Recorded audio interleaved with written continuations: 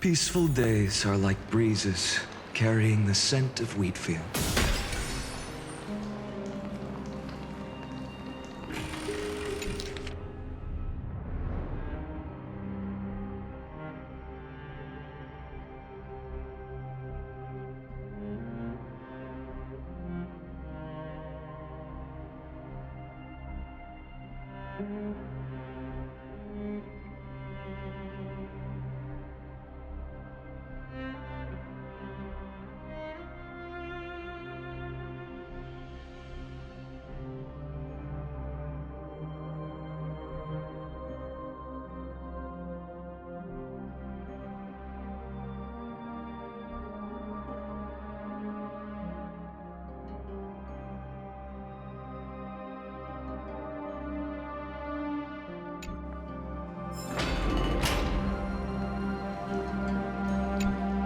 Please stay close to us. I need to rendezvous with Lord Donghung.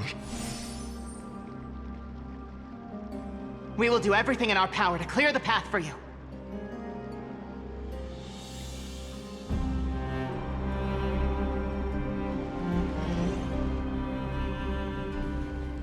There he is! Lord Donghung! Quick, we must assist him!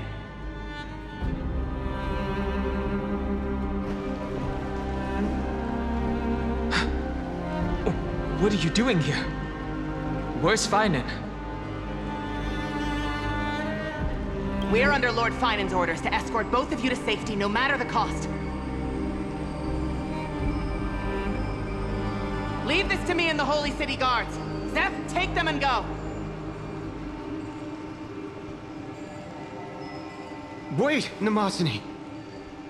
That black-clad swordmaster. Something seems off. At some point earlier, they suddenly froze in place, not moving at all. Like some kind of omen. Right. We don't know exactly what's happening, but retreating is the safest choice right now. I don't know which demigod graced us with this miracle. Please, come with us.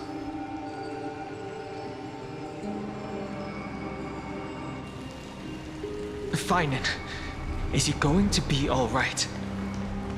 Believe in his resolve to save Akama.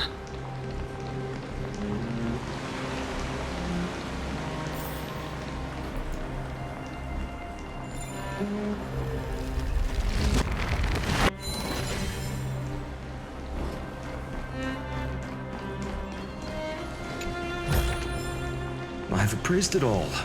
No fakes.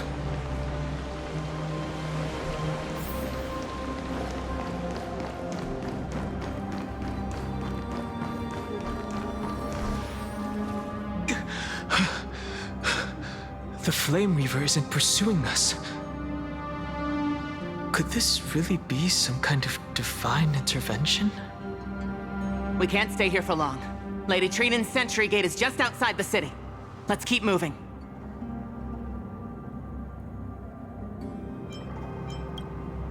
I feel the same. Someone should stay and help Finan complete Aranova.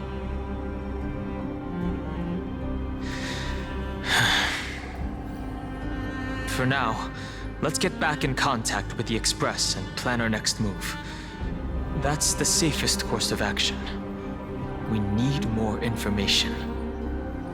On that note, I have a proposal. Who's there?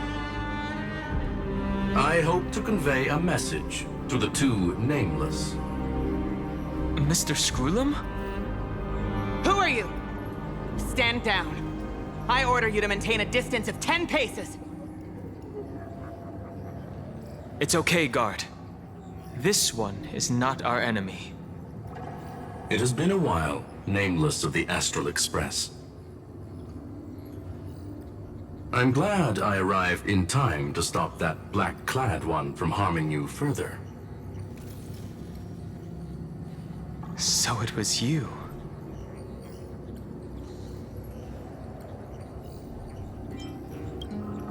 Indeed.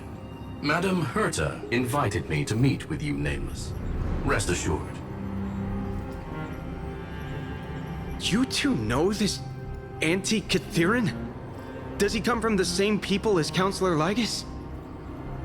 Don't worry, guard. This gentleman is an ally of the Trailblaze. Would you mind giving us a moment to speak in private? Of course. We'll wait nearby. Please stay safe.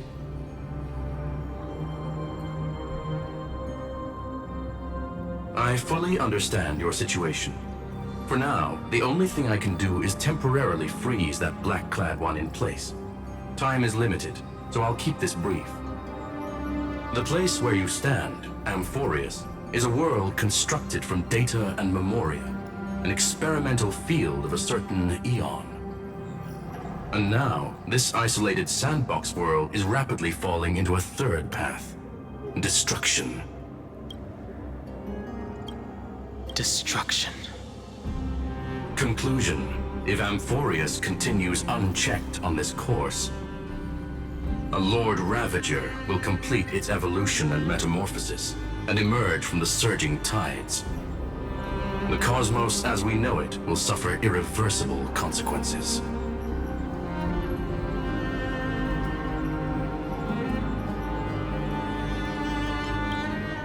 Affirmative. If everything unfolds toward the worst possible outcome as predicted, the consequences will be unimaginable. Because the Lord Ravager's goal is the Eon of Erudition. Putting aside the complex details of the inferences involved, I have a request to make. For one of you nameless to stay behind on Amphoreus, acting as an informant, in order to prevent the wrath of destruction from ravaging the cosmos. This world is enveloped in a firewall that defies explanation, and the flow of time here is also different from reality. Madame Herta and I can only tear open a gap and project images inside. However, the accidental crash landing of the express car notwithstanding, both of you were able to successfully land here. There must be some principle behind this we have yet to fully grasp. It will take time to uncover the reason. Before then, if one of the Nameless is willing to stay and witness the fate of this world, or to push it along when necessary, it would be of great assistance.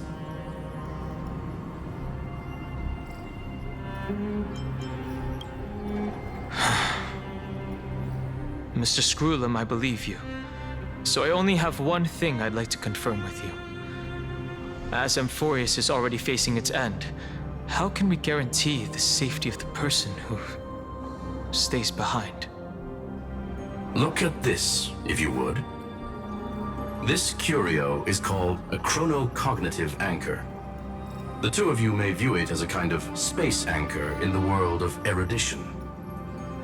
As long as you carry it with you, your individual data structure will be protected and will remain unaffected by the influence of digital tsunamis.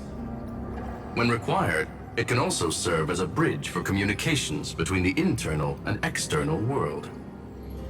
Of course, it is not curio with unlimited uses. May only be held by one person. The connection being interfered with. Decide quickly as possible. 2 final messages.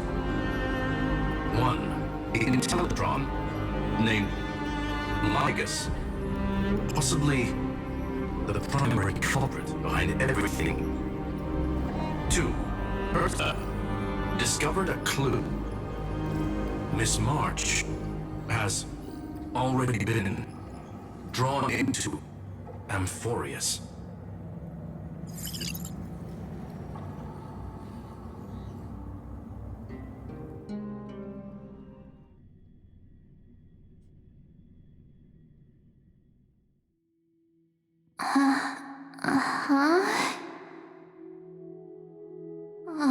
Cold. It's freezing. Hold on. Am I dreaming? This is way too strange. everything's spinning, and I can see webbaboos flying around. But I was literally just talking to Himeko. How did I... When did I... That's it! He warned me about this place right before Klepoth glimpsed him. Oh no. Have I accidentally walked onto some weird path? Have I done something crazy without remembering? Unless forcing Pom-Pom into new outfits and borrowing Mr. Yang's shoulder massager counts. Hold up. No way! Stepping onto the path of elation can't be this simple, right?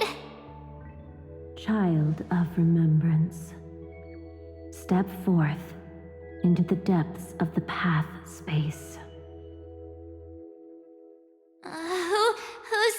Who's there? Hey, cut it out! If you're there, just come out and talk, okay? You're freaking me out. I can't even think straight. Hold on. Is that a gate? Cast aside your fears. Step forward through the gate of memory. The voice. Is it showing me the way out?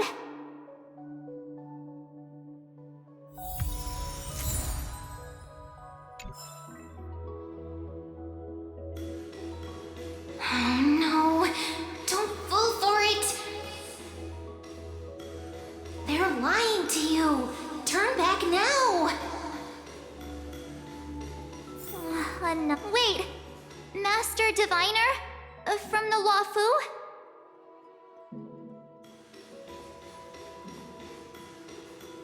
Fush!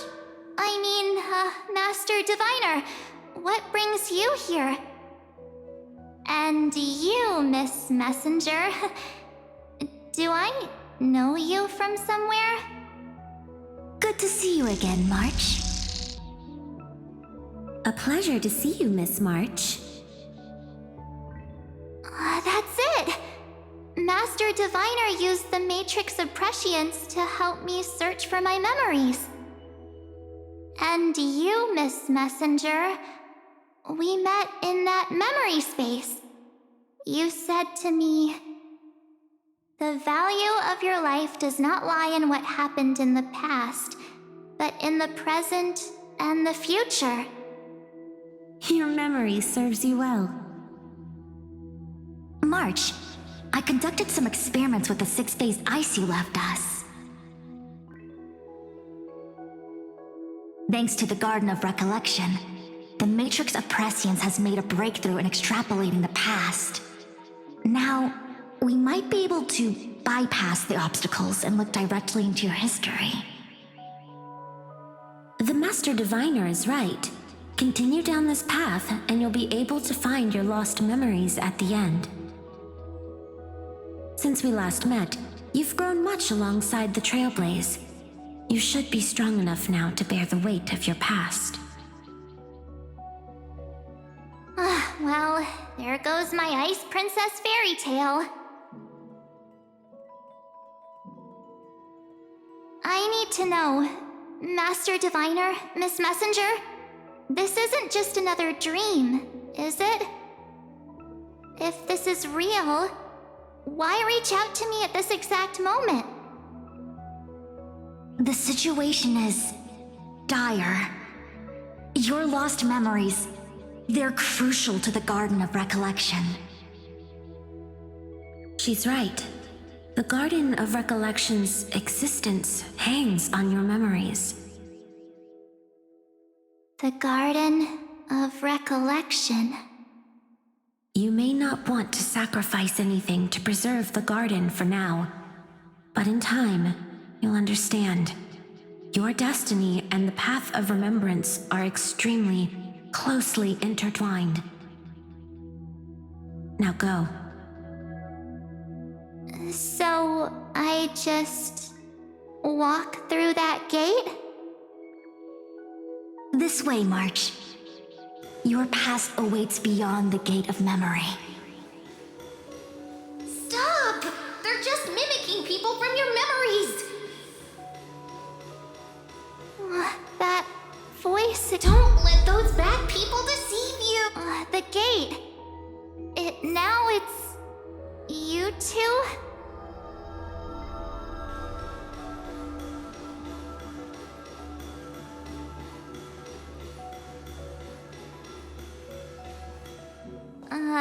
Hey guys! What are you doing in a place like this? March! There you are! Finally. The trailblazing journey just isn't the same without you. Traveling's no fun without you around. Well, duh! What's Team Trailblaze without its star member? Wait a sec. You might look like you two, but... We understand your confusion. The Garden's allies helped us establish this Neuralink to reach you. The Garden's allies? You mean Miss Black Swan? Yes. She helped make this possible. Keep going, March. Find your past, wake up, and travel with us again.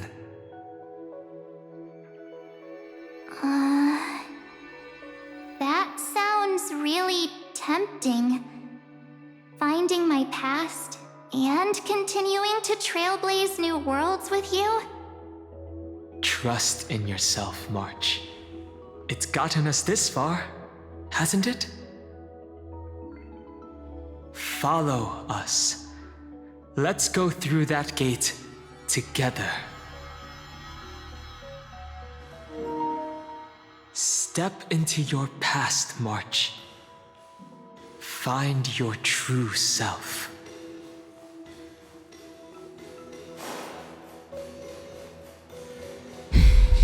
Wait up! Slow down! Those words sound so sweet. But keep your eyes open! Don't let them fool you!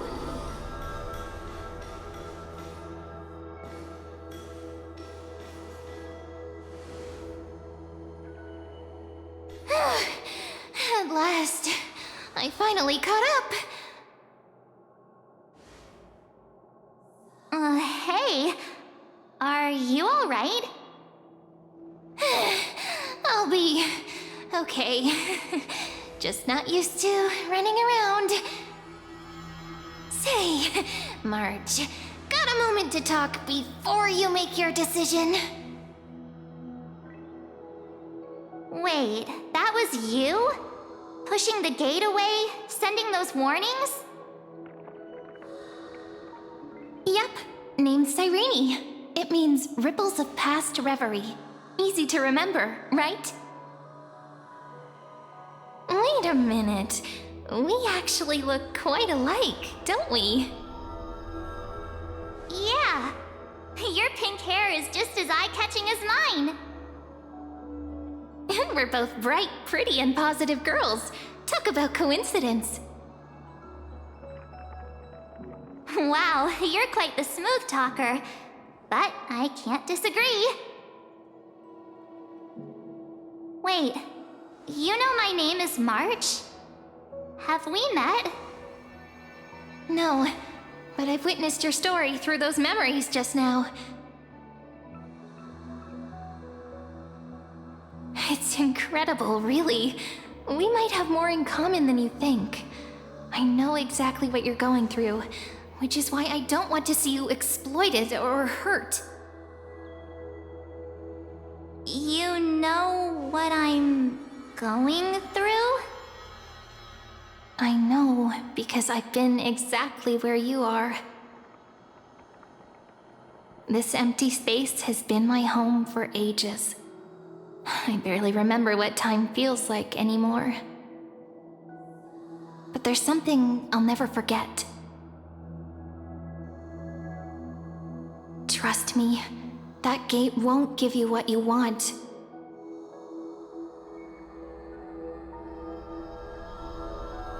You mean those people? They're lying? Luring me into a trap? Yes, convincing, weren't they? They've studied your memories, using your deepest wishes against you. How dare they manipulate a young girl's feelings like that?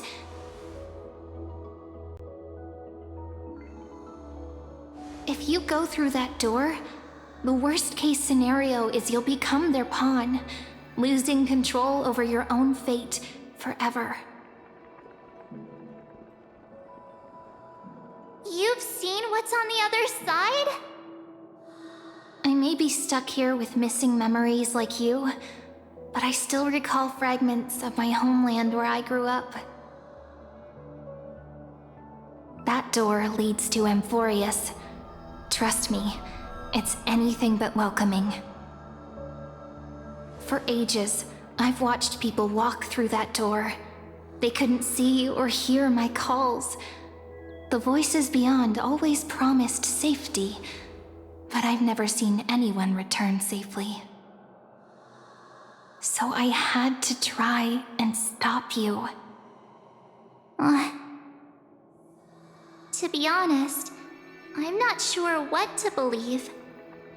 But the fact that you're here, putting in all this effort to warn me, that means something. Tell me, Cyrene, how can I return to my world? It's really easy, actually. Just turn around and walk away from this place. The girl cannot be trusted. Through the door, save the garden. Both of you, children of remembrance. They never give up, do they? But don't let them sway you. Stick to your path. The return journey could take ages, longer than most lives. But that path will lead you home.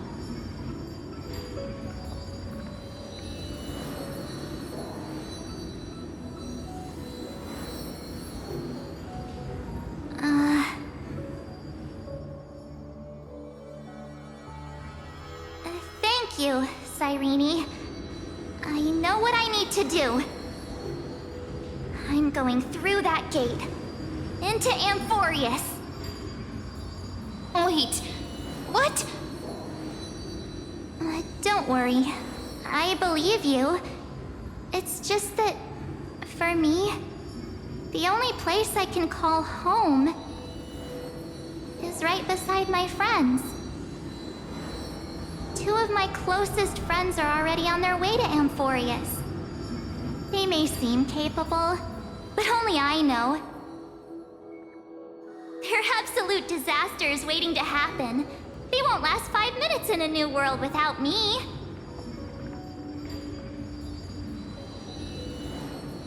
That's why I need to go through. Amphoreus or not.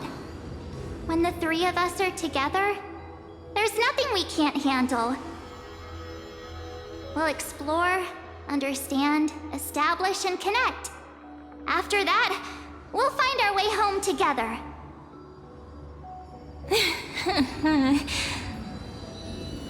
I see. You've got people who mean the world to you, too. That is so heartwarming. March, if that's what you've decided, you have my full support. Birds of a feather we are, looking all sweet and innocent, but with hearts of fire. Oh, stop. You're making me blush.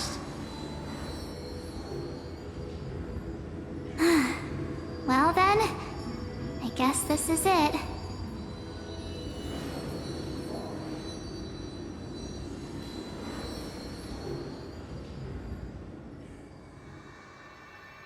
Do you think we'll see each other again? Who knows? But don't worry about me. After all this time here, I've grown quite used to chatting with my imaginary friends. Since Amphoreus is your homeland, if there's a way to help you, my companions and I will do everything we can. Then I'll look forward to that day.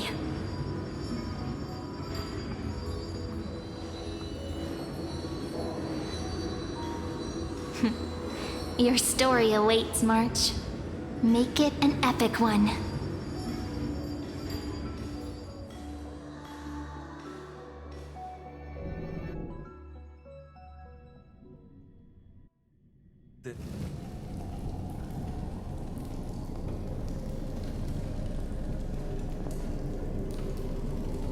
You okay there, friend?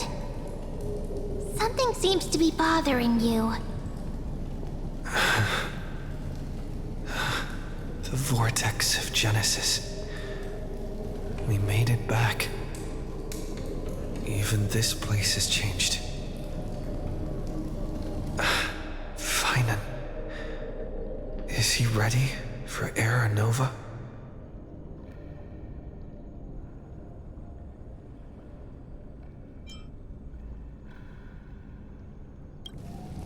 It's a bit late for that now, isn't it?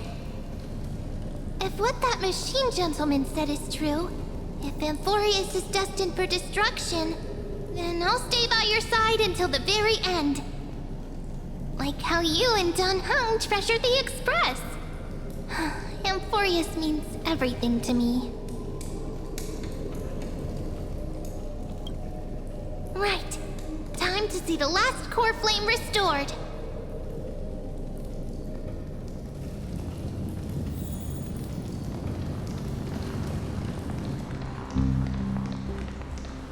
Look, there's Finan. And wait. Lycus? Remember Screwlum's warning.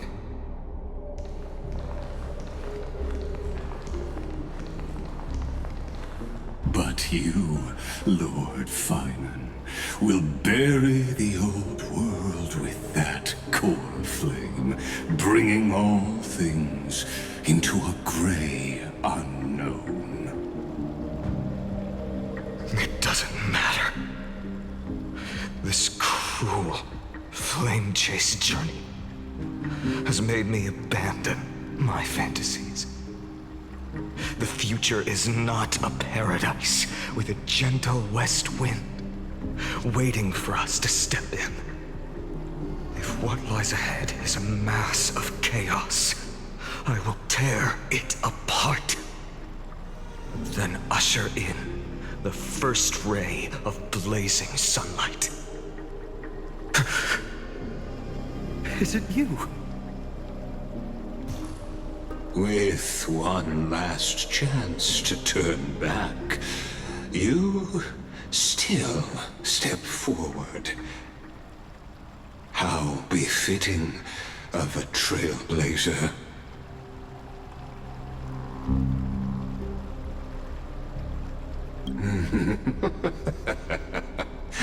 As it happens, I find myself thinking the exact same thing. As our world nears its end, the ones who walk the infinite paths have embraced their destiny. As the Theoros, it is my duty to witness the world's future and oversee this final core flame ritual on their behalf. The trial of world-bearing, the ritual of Era Nova.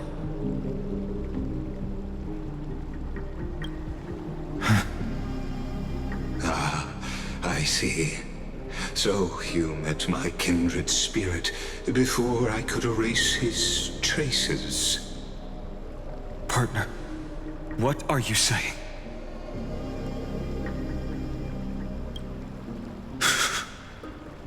I've had my suspicions.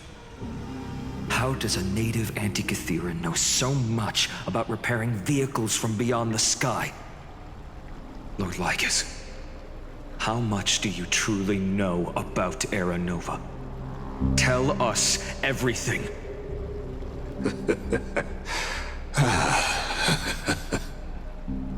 Very well.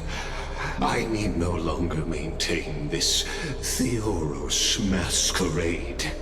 You seek truth, Lord Finan, and truth you shall have.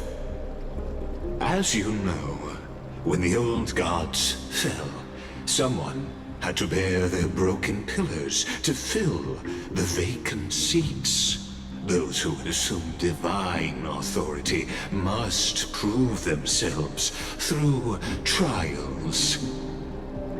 Yet, for Kephales's demigods, the possibility of overcoming the trials has forever been non-existent.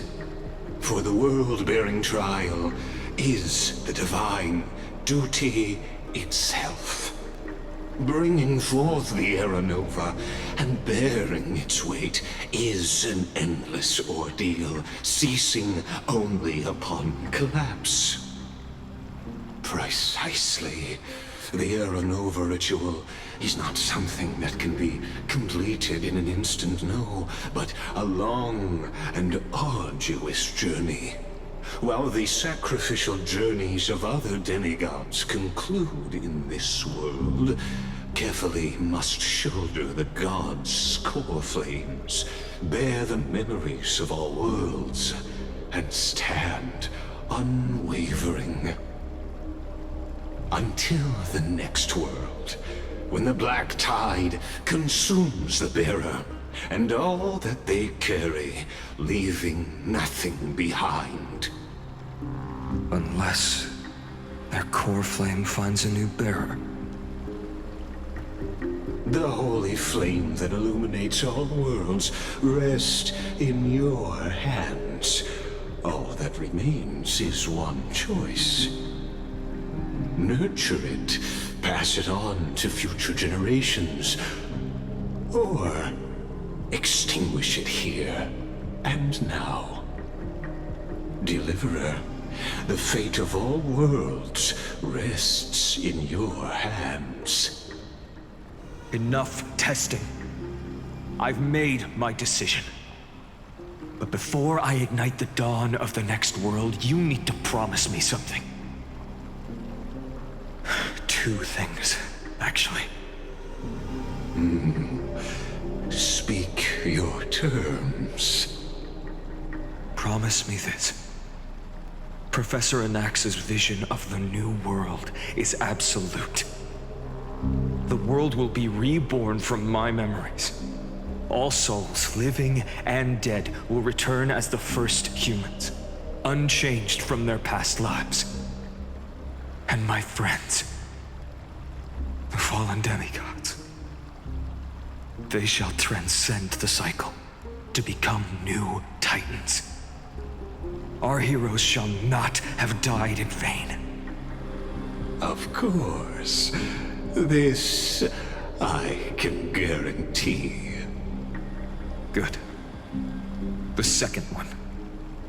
Promise me that the Trailblazer can return safely to his homeland, unbound by Amphoreus' laws. My apologies, but I cannot promise this. As you mentioned, he now bears the Time Titan's authority. His bonds with this world run too deep.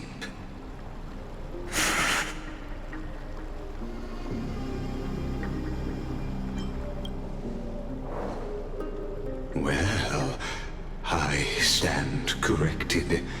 An outsider like him does have ways to defy destiny. Thank you, my friend, for everything you've done for this world. Though the next world may not remember, I shall never forget. As the Theoros, I declare Amphoreus has determined her path.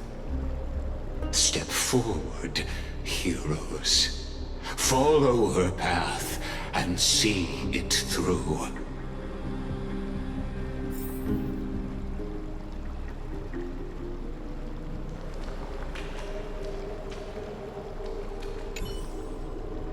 Without you, we could never have reached our prophesied tomorrow. Thank you for walking this path with me to the end.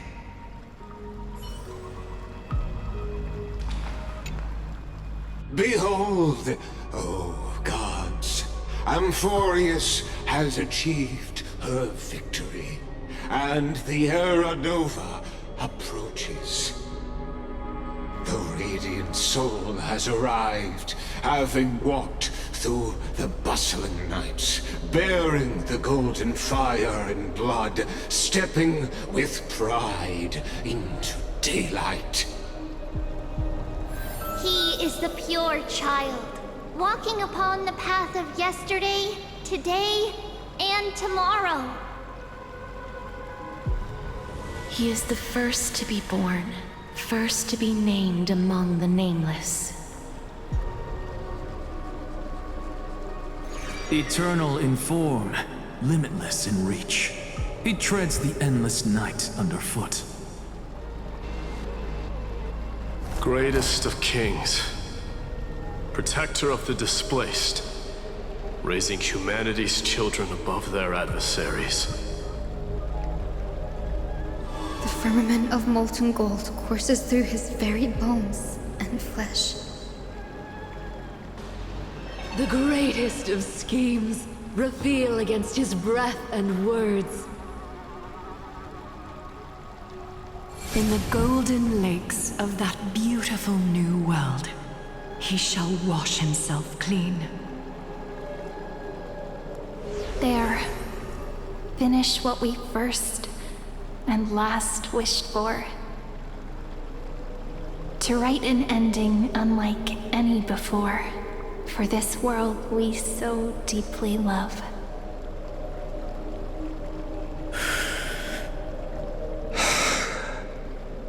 Come, partner. Join me.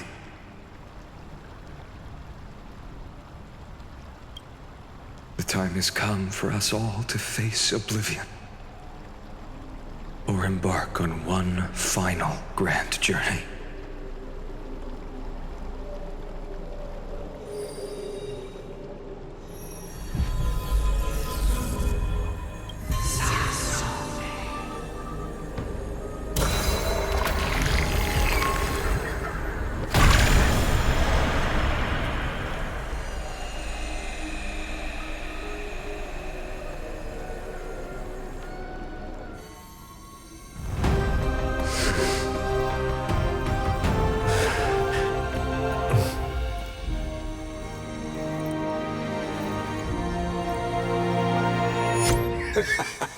What a magnificent and epic adventure. The hero's journey reaches its end, and the truth behind the Era Nova is about to be revealed. Is that truly the case? Here, as the Theoros, allow me to humbly request that you find a moment to listen to what I have witnessed. This is about the nature of Amphoreus itself. A story of the prime mover of life. My, what a broad topic this is. Where shall we start? Got it. Let's start at the very beginning. The Big Bang, the birth of particles, the emergence of all things. Just kidding. What I mean to say is that time, space, matter, all concepts exist solely because we perceive them. This is called the erudition, Without it, the universe would merely be a chaotic book written by chance, yet unread by anyone. As your acquaintance, Lord Anaxagoras, suggested, everything in Amphoreus exists through new spores, living in the memories of those yet to come. Oh, how beautifully it aligns, revealing universal truths in such simple terms. Only he could solve the riddle of what exactly are we? Oh, but you'll remember, even as the embodiment of reason, one mystery remained beyond his grasp. If that is the case, whose memories did the very first new spore sprout from? As sages across ages have asked the gods, what is the prime mover of life? But let's set aside the grove's teachings for now.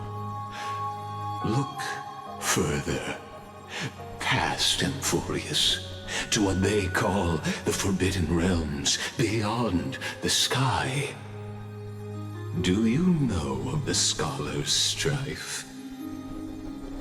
During that grand yet brutal war, waged in the name of erudition, a genius's legacy was abandoned, strewn across the cosmos.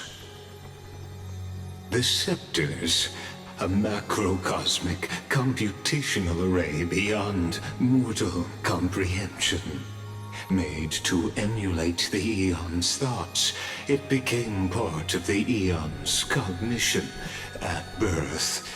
Scattered throughout the cosmos, these arrays act as celestial body neurons for Nous.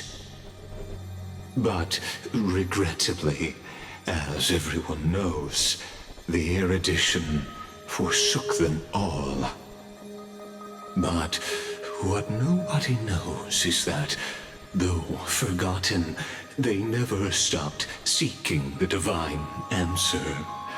A question that survived war and disaster, stumping even the greatest minds, including both mechanical emperors. Now, we come to the real truth of Amphoreus. What if, hypothetically, a scepter found the answer to the prime mover of life? If, through endless solitary extrapolations in the cosmic cold, the one deemed as a failure by the Eon of erudition found proof through the ages, what would happen? Perhaps the answer is simpler than you'd think. From a perishing neuron devolved into true life, reborn through the gaze of another Eon. This is a tale from the distant past, unknown to all, even unheard by the greatest geniuses. Now, let's leave the Scepter's story here, returning to where we began. What is the prime mover of life? Actually, you know the answer better than you realize. It's been by your side, accompanying you throughout this long journey. Right now, it awaits you ahead. In that brave new world, beyond the end of Genesis.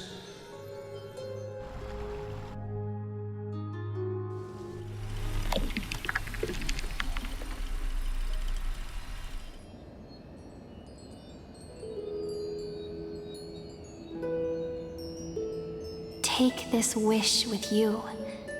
Be the one who begins it all. As the prophecy foretold, you will bear the blazing sun until the pale dawn breaks. Continue onward, bearing this world upon your shoulders, until the ashen hero, the nameless deliverer, ushers in the dawn.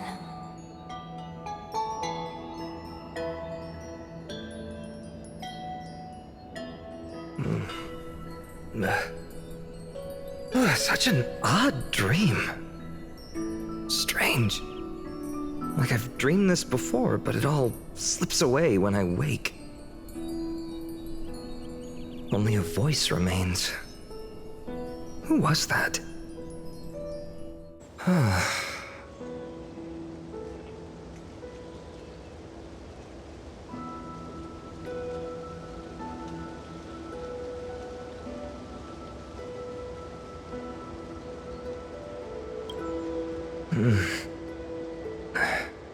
What?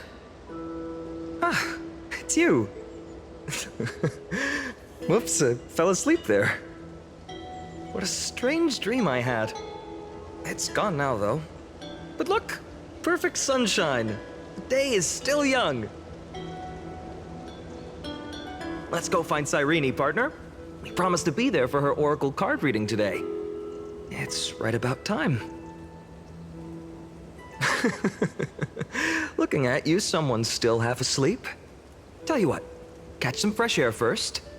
I'll hang around here.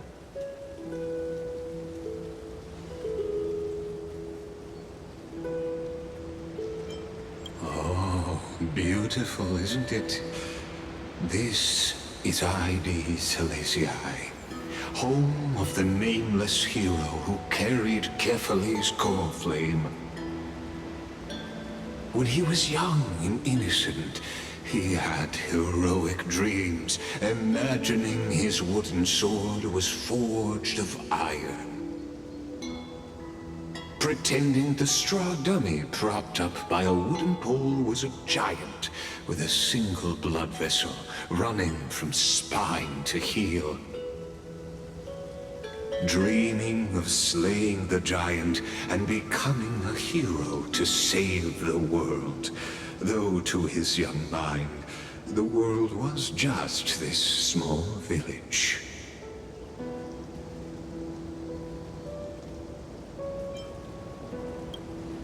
What you witness is the start of his path to a new world.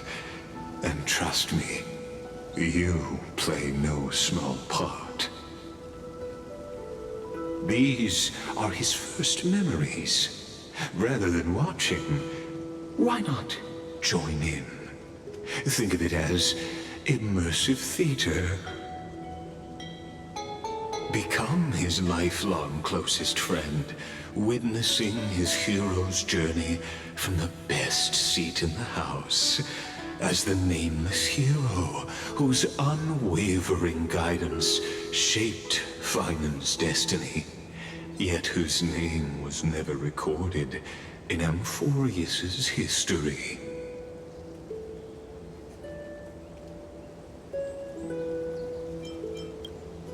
Questions, questions.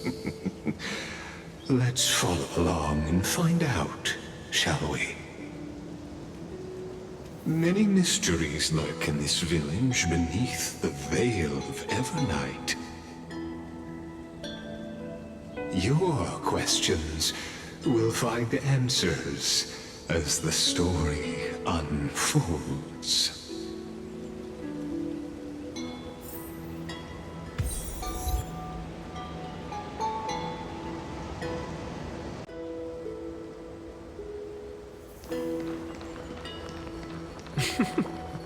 All awake now? Great. Let's go see. Finan! Show me how to use a sword like you do! Wait till you grow a bit more. Hey, Finan! Where are you headed? No Cyrene today? That's exactly where I'm going.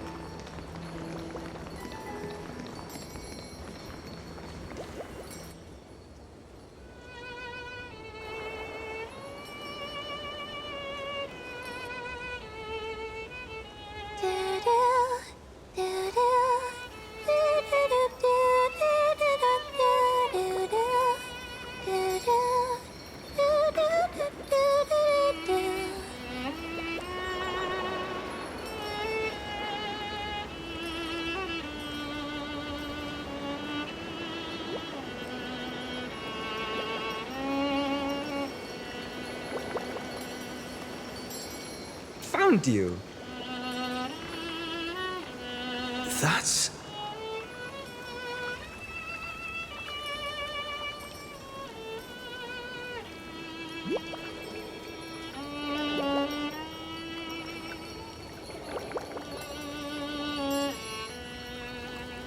Goodness, look at you rushing about.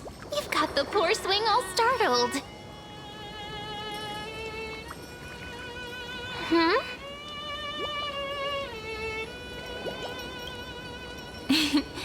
It's that deja vu. Something wrong? What do you see? Oh, nothing much. Just suddenly felt a strange connection. Look at you, leaves in your hair. Were you sleeping in a tree again? Or was it the wheat fields this time? At least brush yourself off before wandering around. Come on, I'm not a kid anymore. You're the only one who still treats me like one.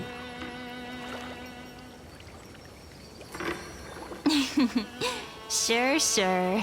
You may have the height advantage, but when it comes to maturity, I'm leagues ahead of you. Still fantasizing about being in heroic adventures and imagining yourself as one of the characters? That's the kind of thing kids do, not grown-ups. Don't you agree? And since you're playing along with his antics, who are you pretending to be today?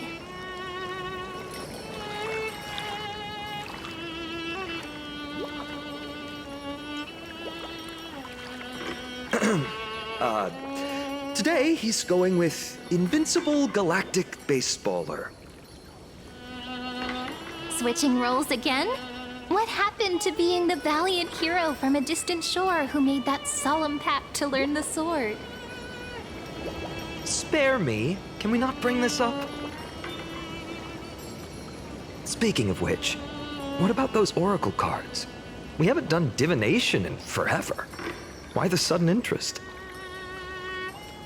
I was just about to tell you. Earlier, while napping on the swing, I had the strangest dream. There was this mysterious voice in my dream, calling out for something. Wait, you had that dream too? Yes, you too?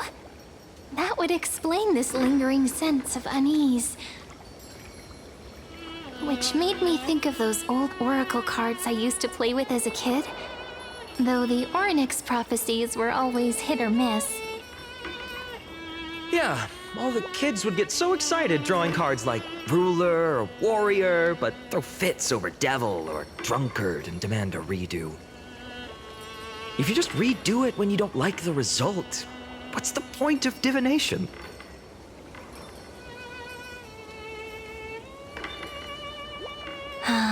The blessing of childhood. Believing the gods might not notice our little corner of Ide Silicii, willing to let our small deceits slide. Still, fate is absolute. After all, we never really know just how far into the future the prophecy extends. Anyway, let's go to our old secret base and look for those oracle cards. Now, where did we hide those? I can think of a few spots. Let's go check it out.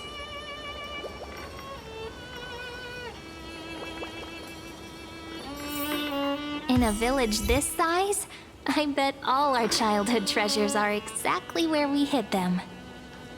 Mm-hmm. Time must be keeping them safe for us.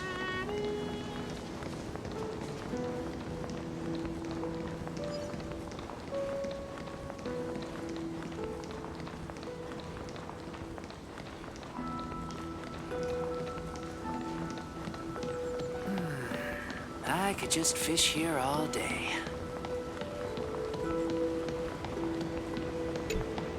It's mine! I caught it fair and square! You did not! It's mine! Finan! Cyrene! Come quick! Look at this huge bottle I just caught! Give it not my catch! I only let you borrow it, remember? What's got you two so worked up? Here, show me.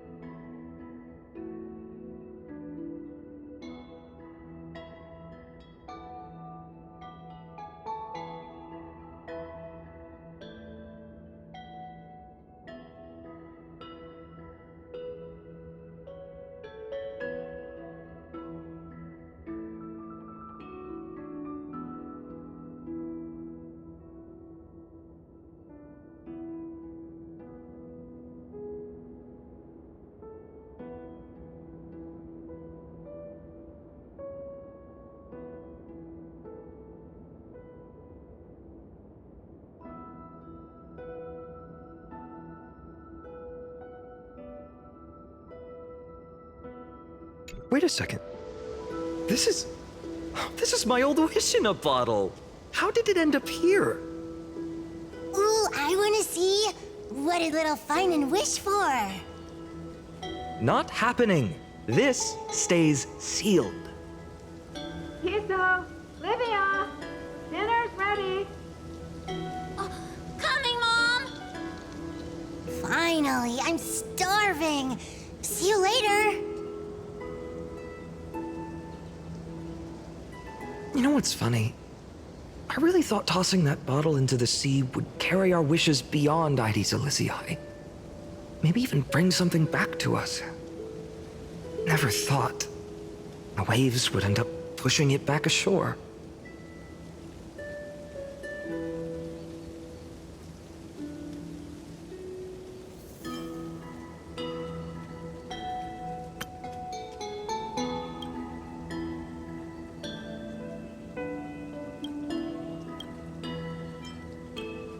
Don't bother. It's just some silly childish nonsense. Nothing worth reading.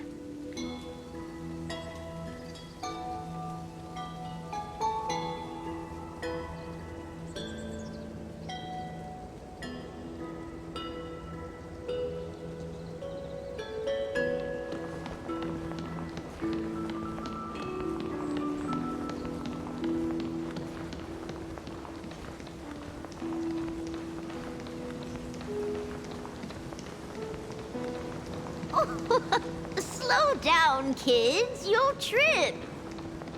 Thank you. We'll be careful. In the sunlit barn, amid the scent of ripened wheat, they found various fruits hoarded by squirrels.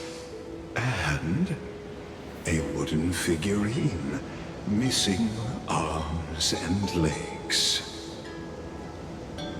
My unfinished little soldier? After all these years! Hey, this is the one Mrs. Pythias confiscated. Finally back in my hands.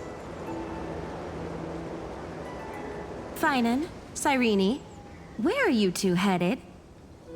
Speak of the devil. Mrs. Pythias, is school out already? No classes today. This morning, I used fallen leaves for a reading, seeking Orynyx's wisdom.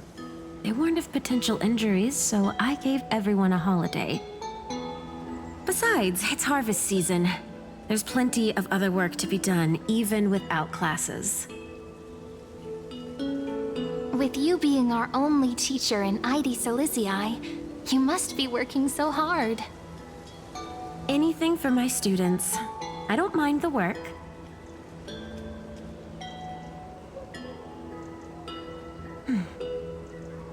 travel far from here, you must visit the Grove of Epiphany for me, to see what a true haven of wisdom looks like. By the way, what are you looking for in here? You've been searching quite thoroughly.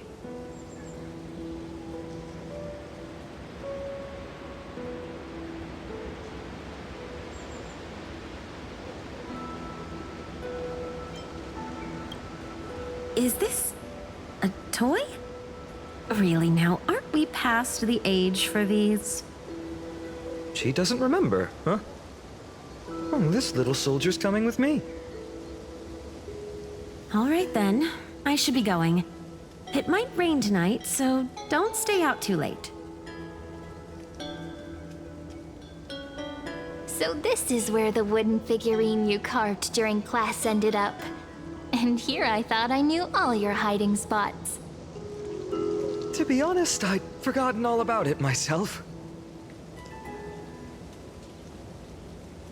No sign of the oracle cards. Let's see. Ah, there's one place we haven't checked yet.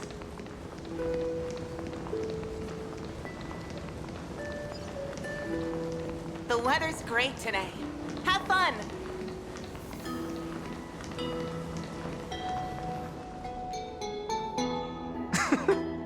Well, those were the days. We'd always meet either by that statue in the village or right here. Right? And I remember you never used the front door when you wanted me to come play. You always climbed over the wall. You were such mischief makers. Just like a certain someone who has a habit of showing up unexpectedly. Right?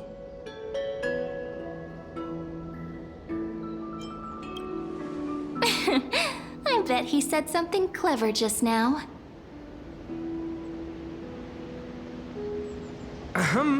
Hey, I was just copying those storybook heroes. They never take the beaten path. Still, it's embarrassing. I've been the only one here for a while, and I haven't kept up with the cleaning. With so many spots to check, where should we even start?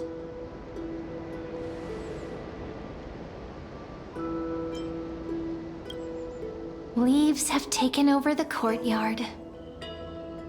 I know. We wouldn't want your clothes getting dirty. Leave the dirty work to me. That's not what I meant at all. All right, let's split up. I'll handle the yard.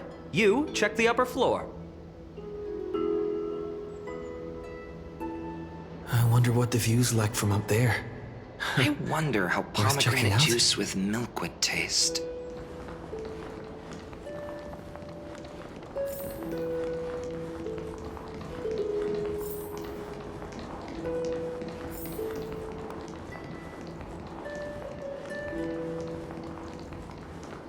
The girl before you carries an air of mystery, her secrets elusive, yet her demeanor toward you is exceptionally warm. You can't help but wonder, could there really be some kind of mental connection? The view here hasn't changed a bit. You know, besides the swing under the big tree, this has to be my favorite spot in all of ID Silicii.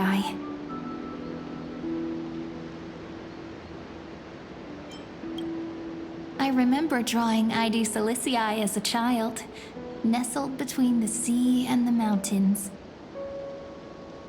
I'd always stop where the sky met the sea, and the world beyond was just too vast to imagine. They always said I'd become the next priest of time, just because I heard prophecies as a child. But here's the thing. The more divinations I do, the more doubt creeps in. I want to believe the prophecies, but actually leaving ID Silicii.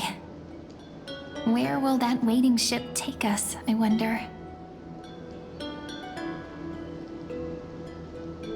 Here they are, the oracle cards.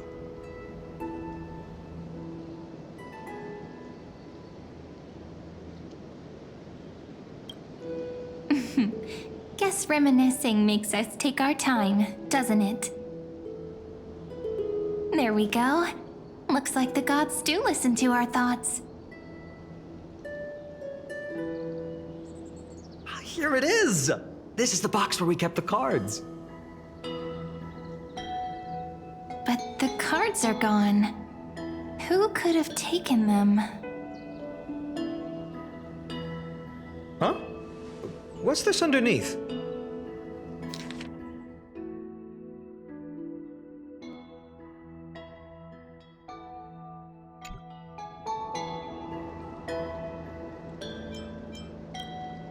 Hey, don't go changing the words.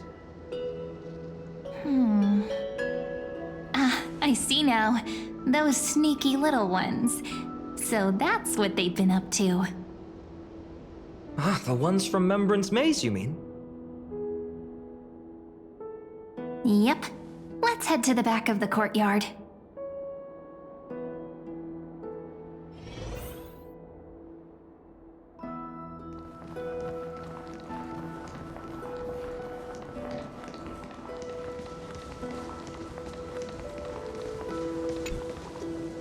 The entrance should be around here somewhere. Right here. The path to the maze is hidden under all these weeds. It's been too long since we visited the fairies. Did you forget? We used to visit them all the time when we were little.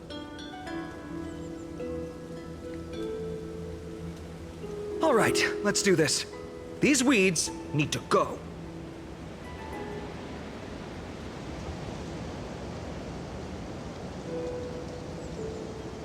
Pretty sure this is it. Should be this way. There it is! The entrance! That hollow in the tree. Once you get through the tight squeeze in the hollow, you'll reach their dwelling, the Remembrance Maze. I wonder if I can still squeeze through there. Maybe worry more about whether the fairies will let you in. After all, the Remembrance Maze has an invitation-only rule. Only children with pure hearts are welcomed.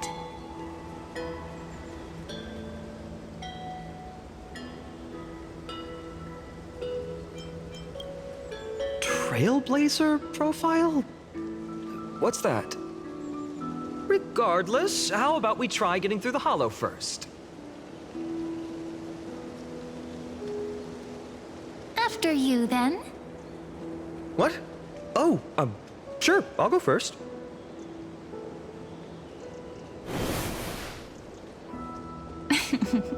So hasty, as always. Looks like it's just us now. Care to finish that chat? To be honest, from the moment I saw the cute note left by the fairies, my intuition became even more certain. Perhaps when we step into the maze again after all these years, the wheels of fate will finally start turning.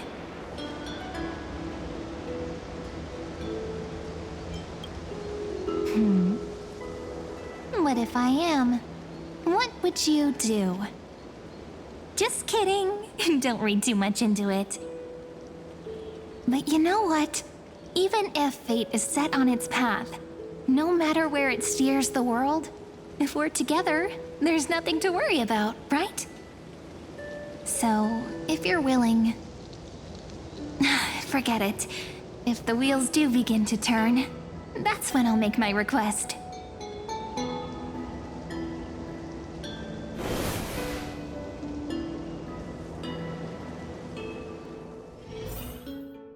I made it!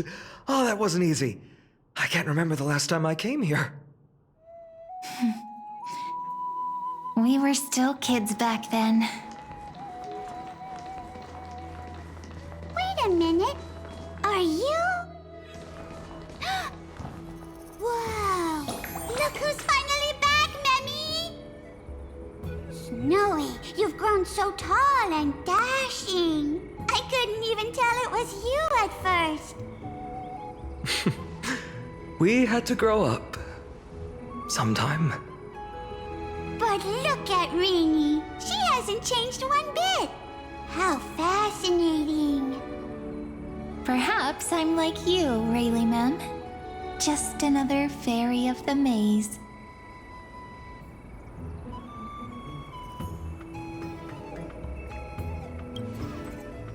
Dye? Rayleigh Mem's always been this lovely shade of lavender. Doly Mem, Rayleigh Mem, Mealy Mem, Folly Mem. I've missed these cute little troublemakers. We used to gather around the fire, singing and dancing, imagining all our future journeys. Without coming back here, those memories might have faded away entirely. Oh, how could you, Snowy? You swore you wouldn't forget about us. But you were gone so long, you almost did! Oh, he's just copying those bards from his stories, being all melodramatic. He couldn't forget about you all, even if he tried. Actually, we're here for the Oracle cards. Have you seen them? Oh, the Oracle cards! Right. The chief asked us to get those. Chief? You mean Doly Mem? What do they need the cards for? If they want a reading, they could just ask me. Oh, I'm not sure.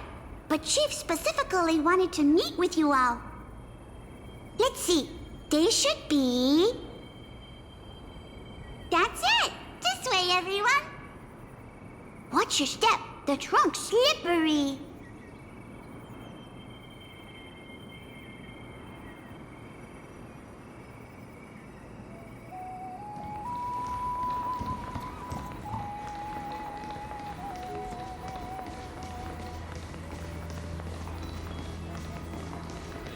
Chief! Reenie and Snowy have returned! Why do leaves and branches grow? Which way does the wind blow? In Membrance Maze depths we seek to find the answers future left behind. Welcome back, my dear children.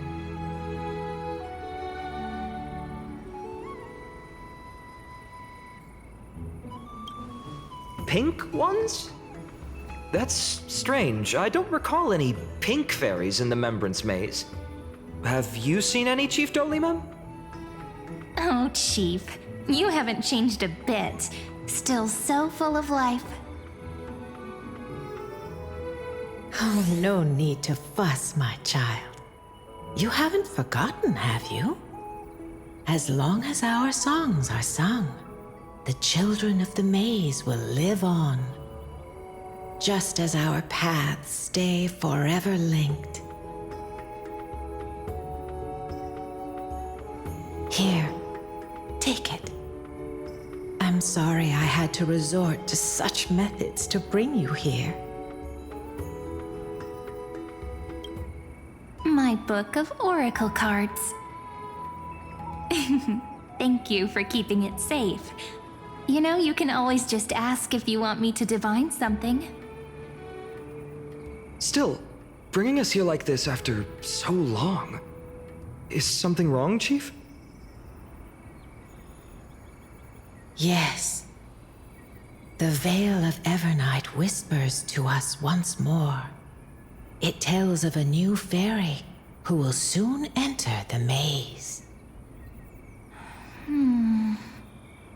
Indeed, every time a new fairy arrives in the maze, it means that beyond the veil, in the vast lands far from Ides Elysiae, a great calamity is on the horizon.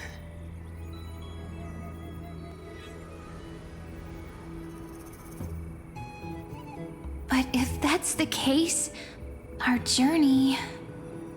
will have to be cancelled. If disaster's coming, we should stay in Ides Elysiae just to be safe.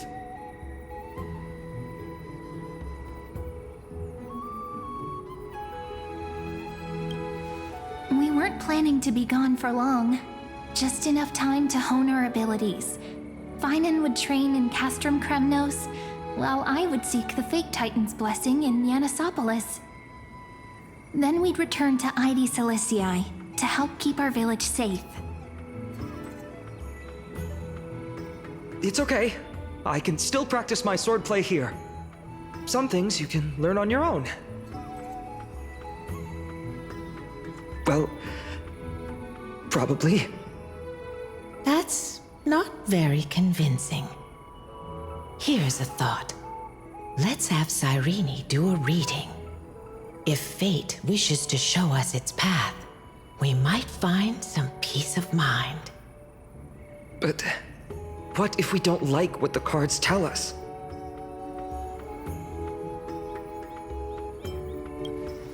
Not the most optimistic take, but I see your point. Thanks, partner. We'll do it your way. Whatever the cards show, we'll face it together. Ask with a true heart, and truth shall answer in kind. Close your eyes, and let's open the Oracle card book together. Let your thoughts flow like stars drifting on the river, carried by fireflies and gentle winds. Your destinies flowing towards the same future. Now, shall we begin? Oh my! The cards are quite responsive today. Very well. Let's see what future the Oracle cards wish to show us.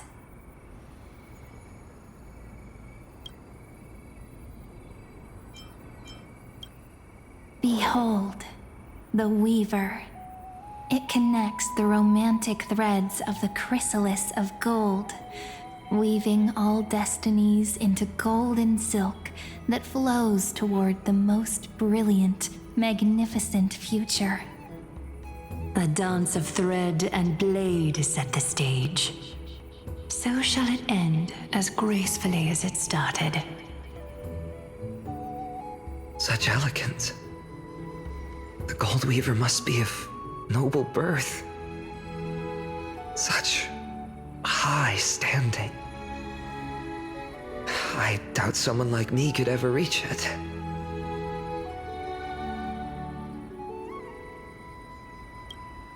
This is the Gatekeeper, who guides people to their true path among myriad passages. We have surrendered our countless senses, dedicating ourselves to the sacred whispers within the temple. Wait. It almost feels like I can hear the echoes within a temple. And are those children singing? It feels overwhelmingly solemn, yet strangely comforting.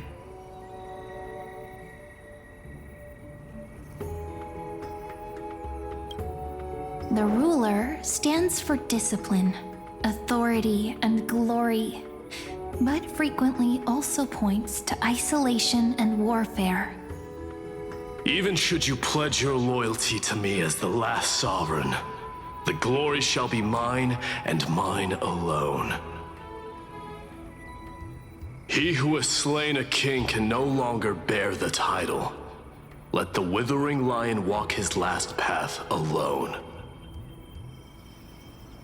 Is this showing us a ruler who forsook their people? Stories of such bloodshed like this feel so different from Ide Silicii. But they sure can stir the imagination.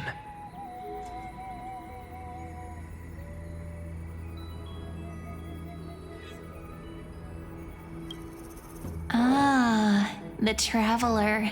Our little trickster. Always hiding behind other cards, disguising itself. What a rare catch. Over here! Or perhaps here! Gotcha! You'll have to be quicker than that. That teasing voice. Just like a child playing hide and seek. Surely only a master of mischief could pick up this card.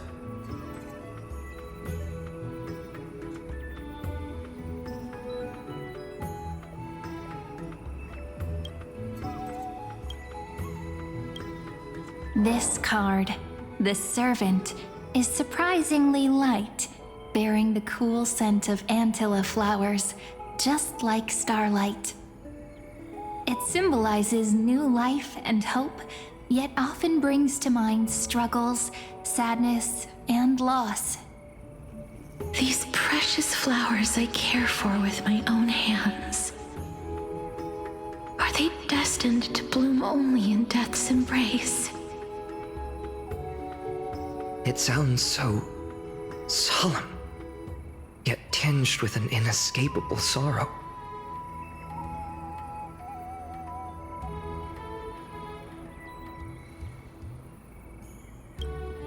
The humble healer may seem gentle in hue, but its courage matches any other, strong enough to melt even the coldest ice.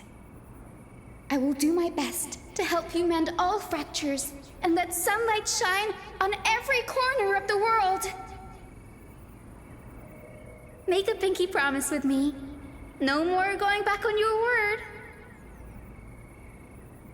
Hey, this card really speaks to me. It makes me want to protect as much as I possibly can. Still, protecting everything, everywhere, seems like a dream. What amazing power would you need for that?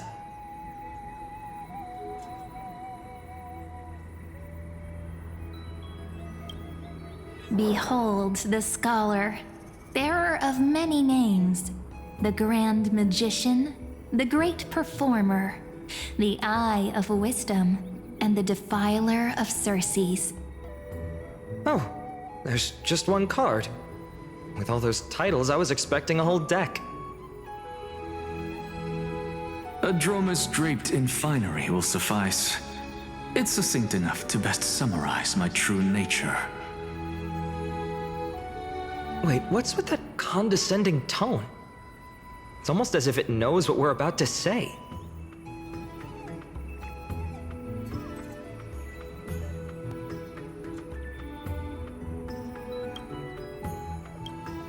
The Deliverer.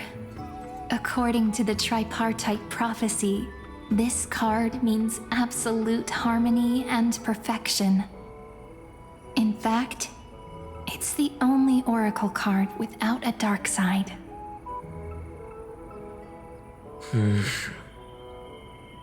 What, no divine whispers this time? Oh, silly. This is simply the card you drew for yourself. The sleepy village of Ides Elysiae, in just one fleeting moment, welcomed an array of legendary figures. The Weaver, Gatekeeper, Ruler, Traveler, Servant, Healer, and Scholar. Their stories and wishes showed the village boy glimpses of a world larger than he'd ever imagined. They brought tales of raging battles, of cities crowned in holy light, and of wonders beyond his understanding. Each story so far removed from his simple village life. Once, these were just images on his friend's oracle cards, and yet destiny now stirs in resonance with the maze. And now, they are right in front of one's eyes. The Deliverer. This card again. Ah, my child. It seems you're destined to bear the wishes of many, to answer the world's call. Bear their Wishes? Yes, just like Kefali, standing eternal atop the mountain. My parents, they only wished for me to grow up, well, to help around the village, stay out of trouble. Mrs. Pythias wished for more books in her little schoolhouse, wanted us to all learn and grow. And little Piso, he wants to grow up strong like its father, to become a hunter. Is that my purpose? To fulfill their wishes? Perhaps. For a true deliverer, such wishes are but droplets in an ocean. After all, Kefali bears the weight of the entire world. Right. How could any human possibly measure up to a Titan? I wonder too. Perhaps... What's this? What you see are futures written in the cards. Or rather, the people you'll meet on your journey. Sometimes, fate can guide us when we're lost. Let's consult fate itself. Maybe then we'll know why we must take this path. And learn just how many burdens one must bear to become a true deliverer.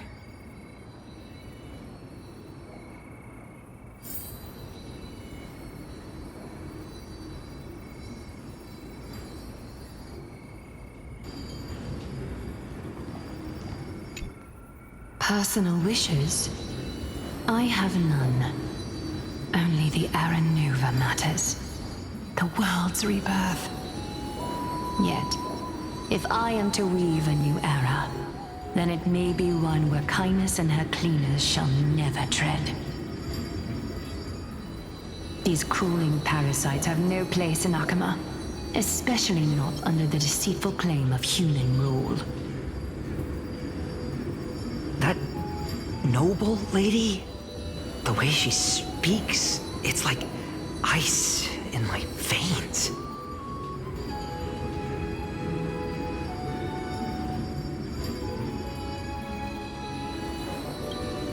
Huh. Not exactly the warmth I'd expect from someone selfless. Teacher, perhaps you could share your wishes with us? Oh, Snowy. You want to know about our wishes now? I wish to see Trianne again, who was the first to depart. In the sea of flowers where the west wind ends. And Aggie, I want to see you shed that golden thread cocoon around your heart. Just once more. Smile at us again like that bright-eyed girl in white who stood before the Yanisopolis temple. Finally, I pray that the footsteps of lost souls no longer wander aimlessly. Instead, replaced by the bright songs of prayer. Are we wishing for too much? Well, let's say these 3 wishes represent Trianne and Trinan too. Those wishes are truly wonderful. They even stir something deep inside me. Then we can rest easy, because only you can make these wishes come true. Only me? Mark these words, Snowy. See you tomorrow.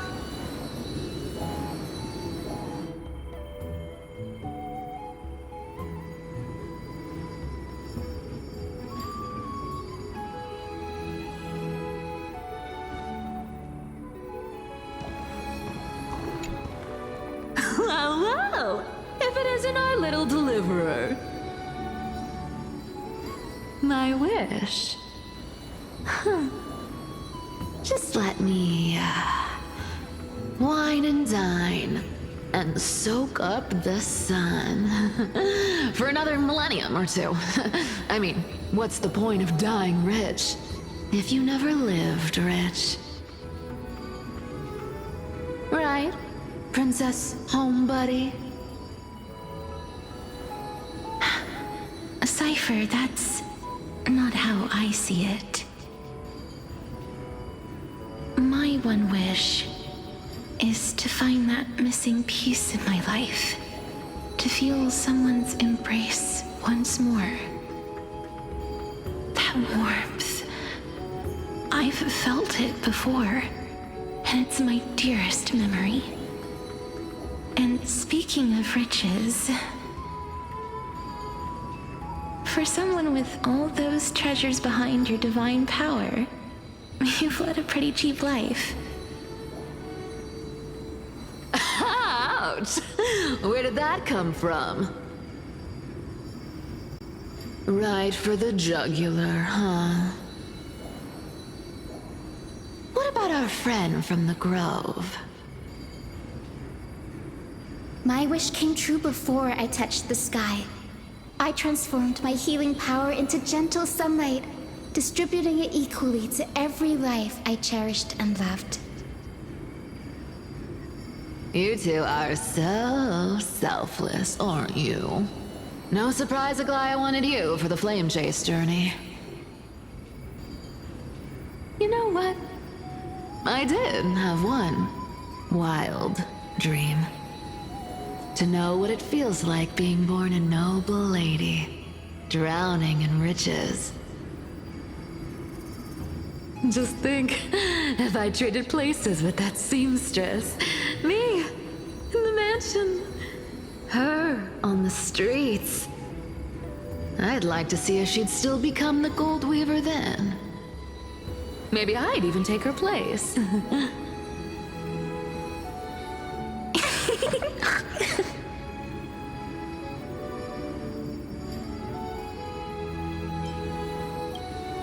I can't disagree with you. These wishes aren't weights to bear. They're like those candy wrappers the Ides Elysiae children love, shining even brighter when bathed in sunlight. Warm embrace, equal healing, and perhaps living free. They're all wishing for a kinder world in their own way.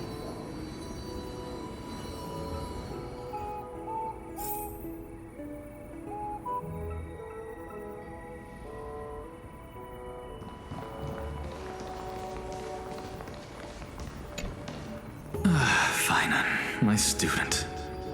Must we go over this again? Listen well. I detest the word wish. It reeks of mortals crawling before their gods. My life's work is done.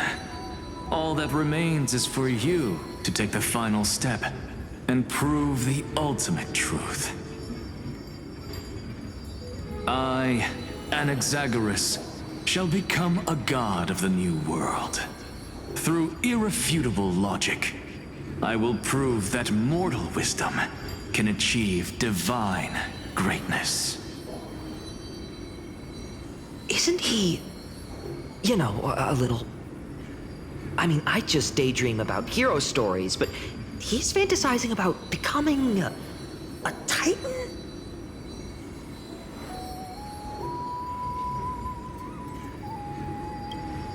Well, that's something. Could I ever be that sure of myself?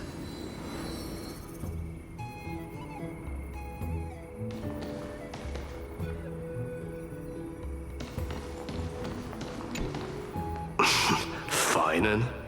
Since when did you become so timid, asking such juvenile questions about wishes? What's that supposed to mean? What's with that condescending tone? No way I become friends with this half-naked show-off, right? Just what kind of life am I going to lead?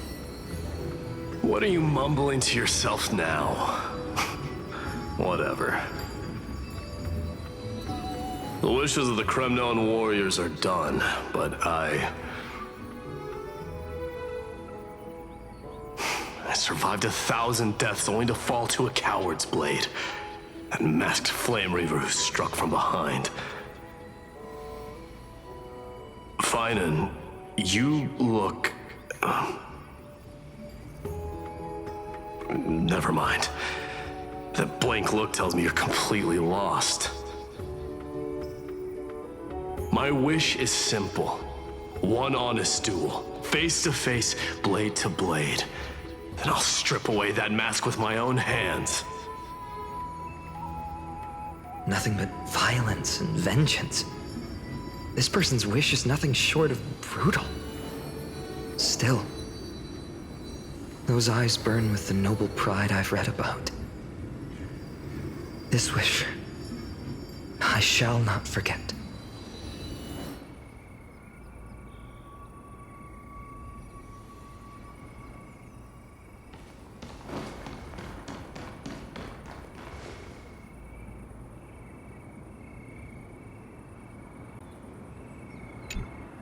So tell me, has the uncertainty in your heart begun to fade? So many faces in my future. So many wishes. Still, why would fate choose to show us this path? What's weighing on your mind? Didn't you say disaster would strike Amphoreus? If so, shouldn't Cyrene and I stay in Ides Elysiae? How could we possibly meet all these people?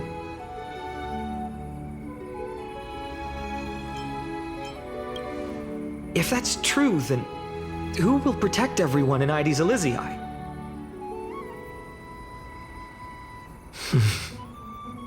Cyrene, may I have that deliverer card? Of course. But why? Although those voices, visages, and wishes may seem far away now, I can't ignore the sense that something is calling me, bidding me to take a hold of it. Maybe its true weight can only be known once it's in my grasp. In that case, accept this gift. Oracle cards carrying time's wisdom, blessed by Orynyx. May they journey with you, become your memories, and spark rippling waves of change in times to come. I'll hold these words close to my heart. But now that I'm holding them, they don't seem all that different from ordinary playing cards. What? What's happening? Everyone, we've got big trouble, Mimi! Burning, smoke everywhere. It's all coming from beyond the maze. What's going on? It's here. The seeds of disaster have already taken hold, sooner than we had foreseen. This time, not even the veil of Evernight can shield us.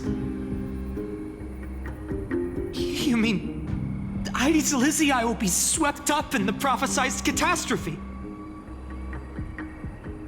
I'm afraid so. My children, take shelter in the Membrance Maze. One step outside, and this horror will consume you both. But my parents, the whole village.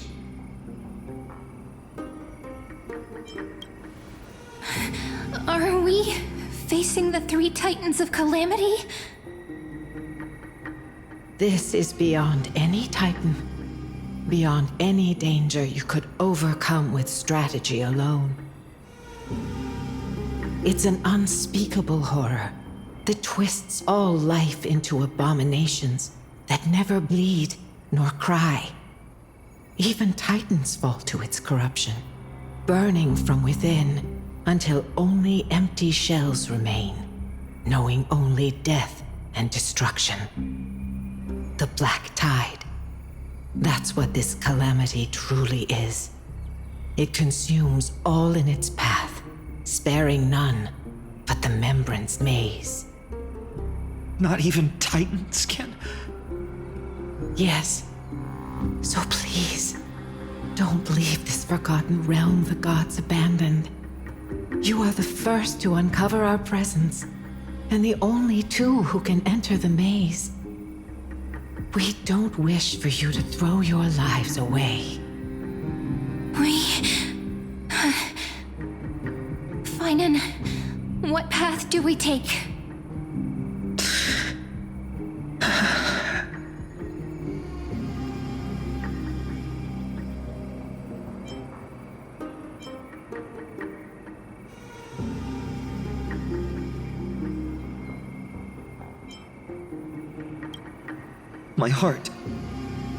My heart knows but one path.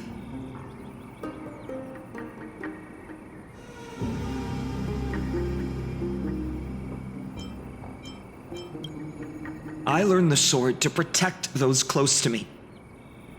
If I run now, I'll never be worthy of lifting a blade again.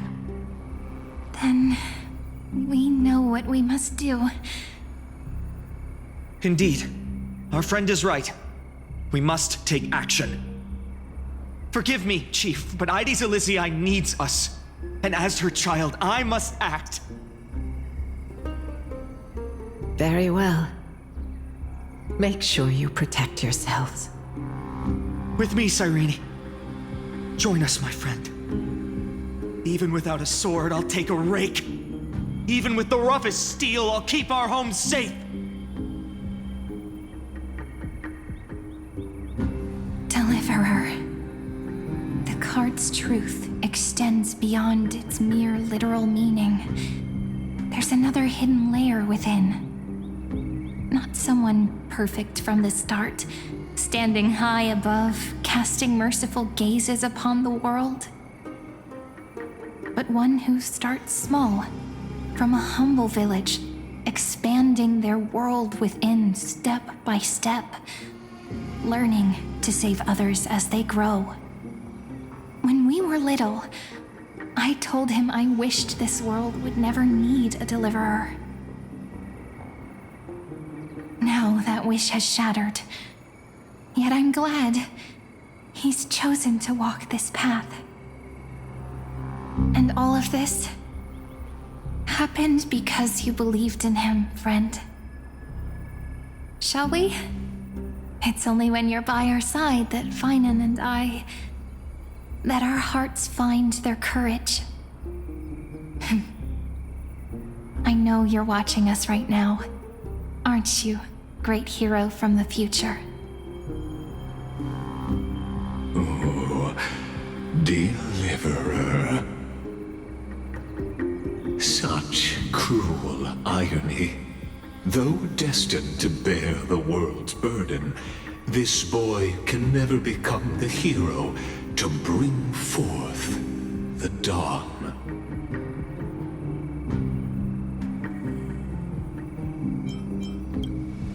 Follow their path. Bear witness as this man, forever denied the mantle of hero, takes his first step on the path to deliverance. Watch this memory play out its final act.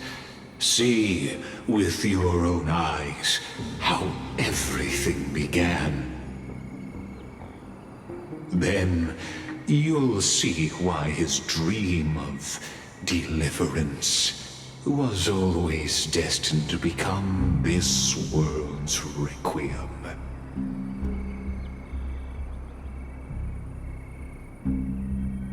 A sun red as blood, wheat fields turning to dust, and in the heart of it all, a village aflame. In that moment, the boy stood in what felt like the end of existence itself.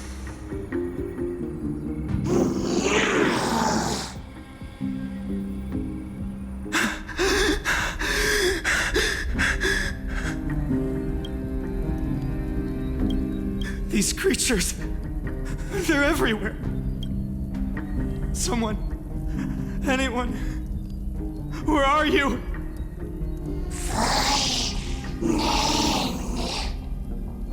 No, it can't be.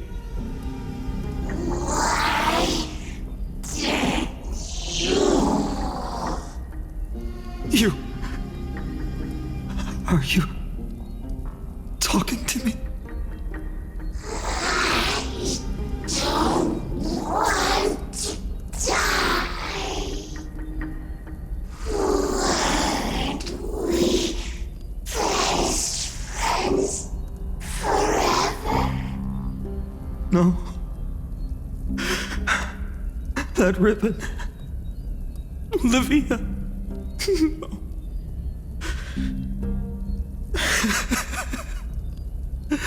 I should have known. Save us.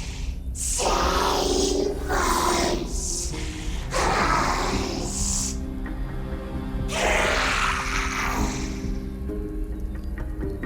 Please.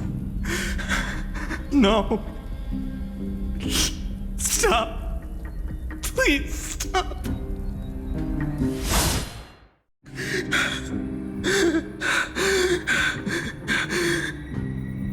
Olivia, I'm so sorry. And these monsters, they're all...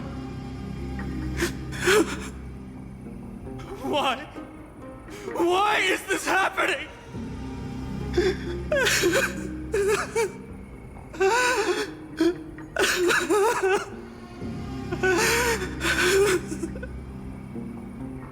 When the black tide arrived, the wavering boy found resolve in his companions, and together they ran toward their first battlefield.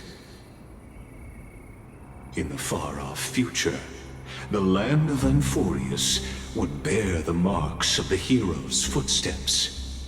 With sword in hand, he would inscribe an eternal mark in the golden epic.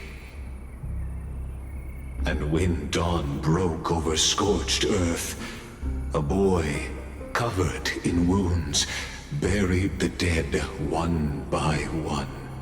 His silence heavier than the earth he moved. His home, his past, his name, all buried beneath the soil. His feet carried him forward, over the pillar of stone, beyond the chalice of plenty, through the deadly fogs of the hand of shadow. He wandered without direction, like a withered leaf drifting in the wind, through countless city-states. The smiling visage of the white-haired swordsman was etched into memories. Yet he did not walk without purpose. Deep in his heart, a voice always guided him forward to fulfill the wishes he had inherited, to brave peril, and to do all that was within his power to save those who needed saving. Those words his friends spoke long ago, when his journey began, lingered. Protect those who must be protected. The words were few, but they gave him all the certainty he needed. That's what it means to be ordinary and choose to be more. Onward he walked, until the call of the flame chase journey thundered across the land. In the vision painted by prophecy, humanity would triumph over the gods, seize the core flames, and ignite a new dawn for Amphoreus. Yet losses are a constant on the flame chase journey, where life too seems as small as a speck of dust.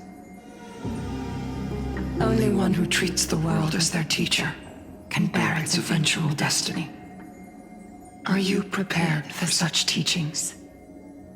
The voice within spoke, and he answered softly. No matter. My existence is of no consequence. When the Gold Weaver called, he answered, traveling to the holy city. There the elders met his warrior's spirit, with nothing but scorn, condemning him to the barracks in derision. No one saw it coming, not the world, not even him. Yet, this nameless recruit stood at the gates of legend. And there, at last, he found the ones who would walk his path right beside him.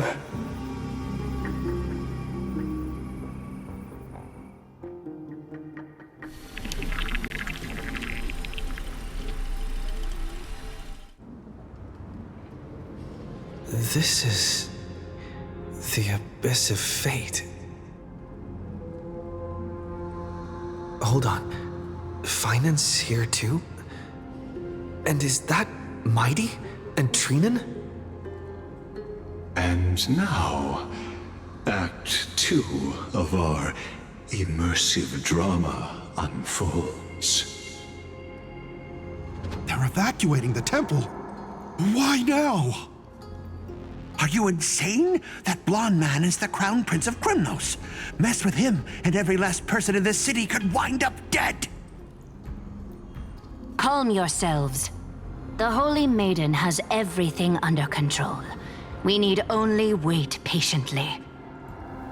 Behold, it is the month of Gate, Light Calendar 4926. The Crown Prince of Krymnos, Midimos, has led his forces to the gates of Akima. As you know, though Midimos was proud, he did not engage in needless violence.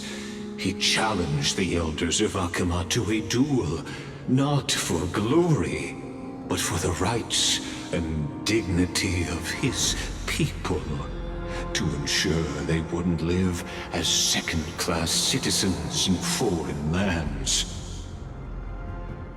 After Aglaya's mediation, Finan met Midimos' challenge as the Elder's representative. This duel was to change the course of the Flame Chase journey itself. So, as Finan's most important companion, his lifelong friend, please continue to bear witness to his memories.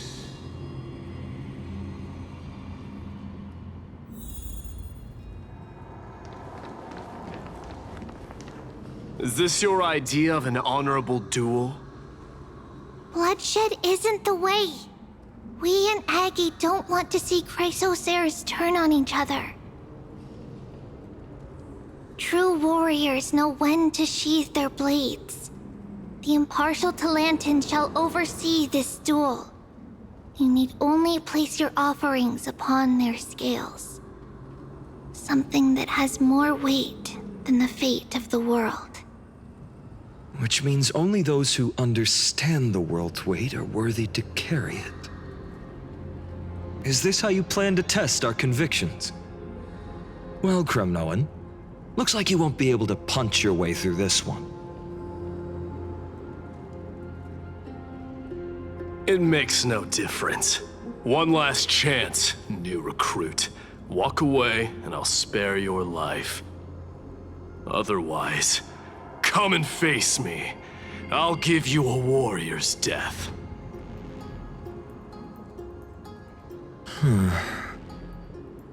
Hard to imagine they once clashed like this.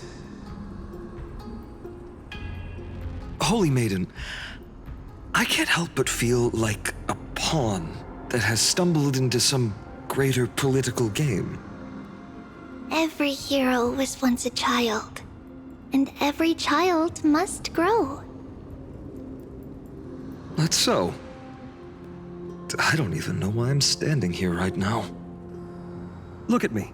Just a common soldier. If it weren't a contest of swords, Lady Goldweaver would have taken the fight herself. When it comes to dying for the Holy City, how could I ever measure up to her? What if we told you this duel isn't about winning or losing, but rather in the choice you make? Are you saying that Lady Goldweaver is testing me? Every Chrysosaur is indispensable to the Flame Chase journey. And you and the Crown Prince of Kremnos are both a part of the prophecy. What the duel marks is not an ending, but a beginning. So, listen to your heart. We wish only to hear your answer. True enough. The voice within has never failed me. It doesn't matter what the result is. I'll give it everything I have. Spoken like a Chrysosaur.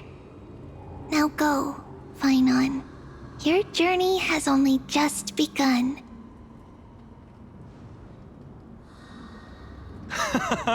That's right, comrade.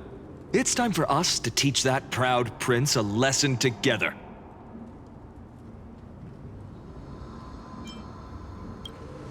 Me? With him? Don't joke around like that. Still, on the topic of the Temple of the Three Fates, here we are, at the Temple of the Time Titan. And I don't even know how Cyrene's studies are progressing. We haven't really had much contact since I set out. Still, I hope she's doing well. Anyway, let's go, comrade. It's not every day you get a chance to see Talantin's scales of justice. What's going on? Did he just say Cyrene's studying here? But how is that possible? Wasn't she...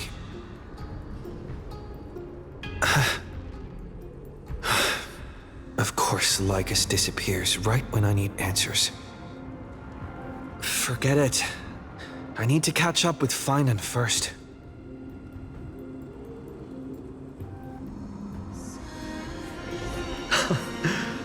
Amazing!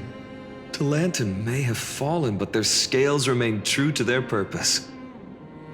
I hope you still remember your purpose, new recruit. You seem awfully confident, Kremnoan. Let's see how you define the idea of weight.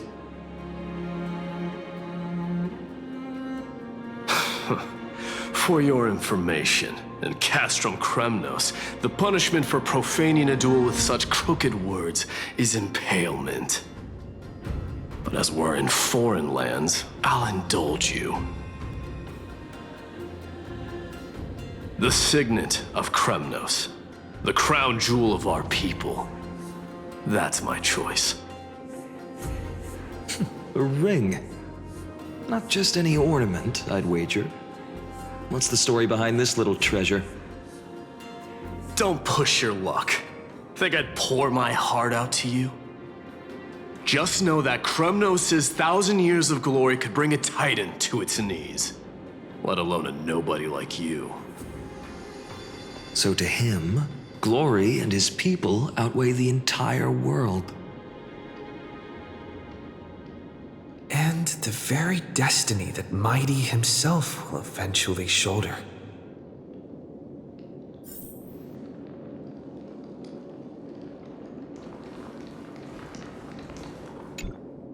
Now this is a tough one. What can I possibly offer against a ring that signifies so much? Well, comrade, what does your gut tell you?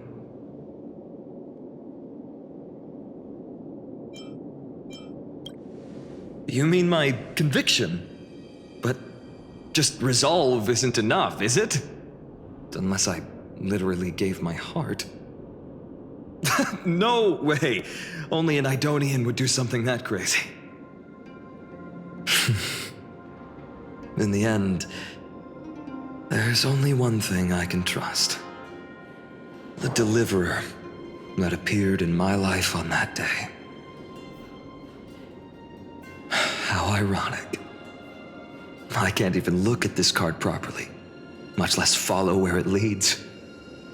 Just thinking about how my village was swallowed by the black tide makes my hands shake. The flames, the screams, my utter failure to protect anyone. Speaking rationally, I know it's not nearly enough. Addis Elysiae was just a small village. Its loss barely a scar on Amphoreus' face. But here and now, my heart says something else. This card. It's everything I have left. Nothing weighs heavier. Perhaps that itself is the answer. Look, Finan! It's so nice to see you all again. Lady Trinan, Finan, and... hello! Seeing you here sure is a sweet surprise.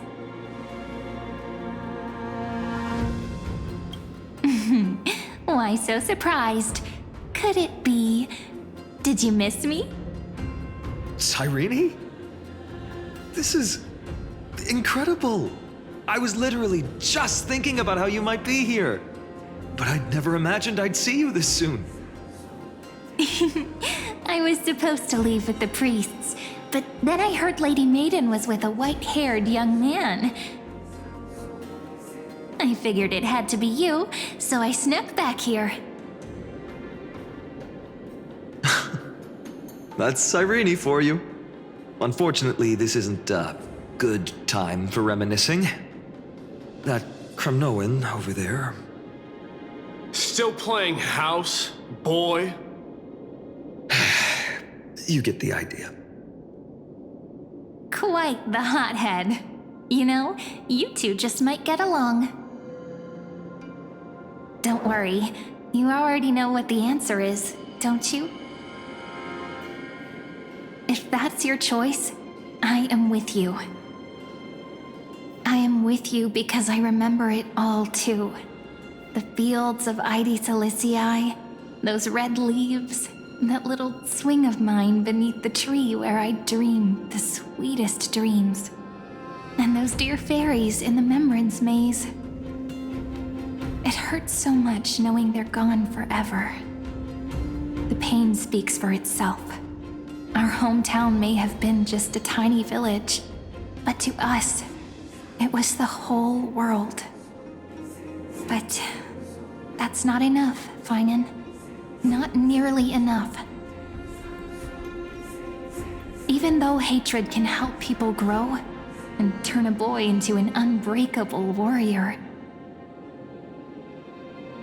what you need now is victory. You can't just stack the scales with your past suffering. You have to throw the weight of your future onto them as well. The future? What do you mean? Maybe that was a bit too cryptic for you, but it's actually really simple. Why not have our mutual friend here stand on the scales with the deliverer? How about it? Can you help us? Of course. After all, you're what we aspire to. Let's try that. The fate of Akama hangs on this duel. I must claim victory, for their sake. I will stake everything I have. Stand with me, comrade, and we shall become heroes. Let's. Together we'll prove that what weighs more than the fate of the world is the resolve to shoulder an immutable past and carry it into the future. Talantin, the fair, the just, they of unassailable integrity. The challengers have made their choices. In the name of the Holy Maiden of the Three Fates, lower your scales, weigh destiny, and reveal unto us your verdict.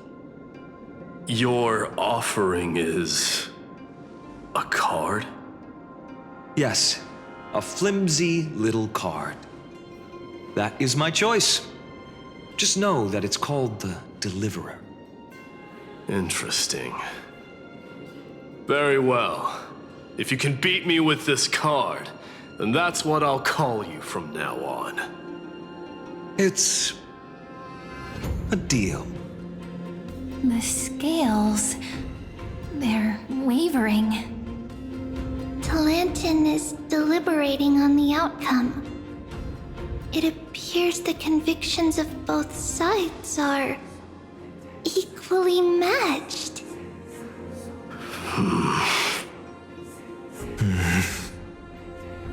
This is suffocating. Like the whole world's weight is on my shoulders. But I believe what my heart tells me.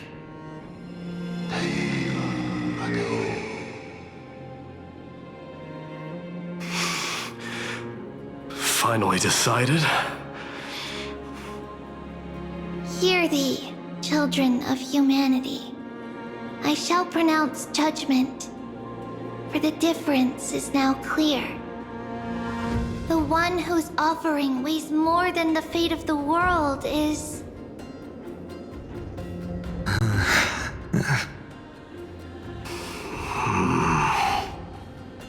one from Ides Elysiae, the nameless hero.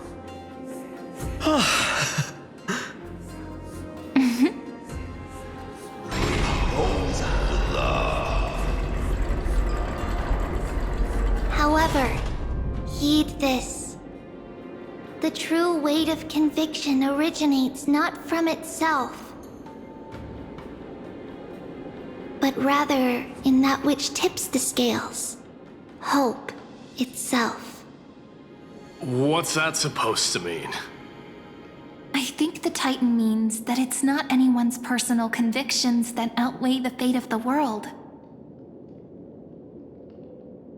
It's about a wish, one which we all share.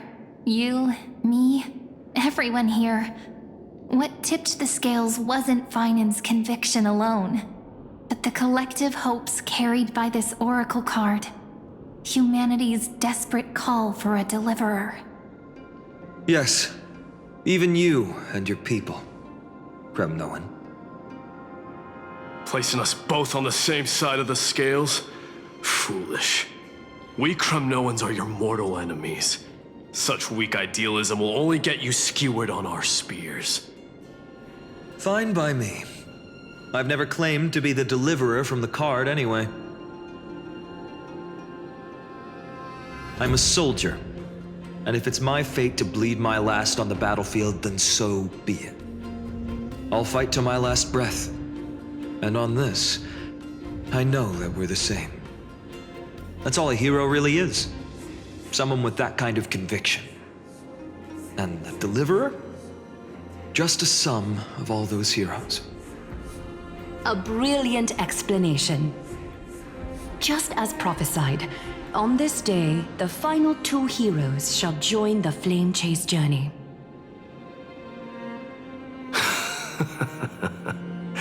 I should have known from the start. They all say Lady Goldweaver is quite brazen, but you're the first to even imagine that prophecies could persuade a Kremnos warrior. Oh, I have 1,000 ways to tame a lion. But this lion didn't come here for bloodshed, did he?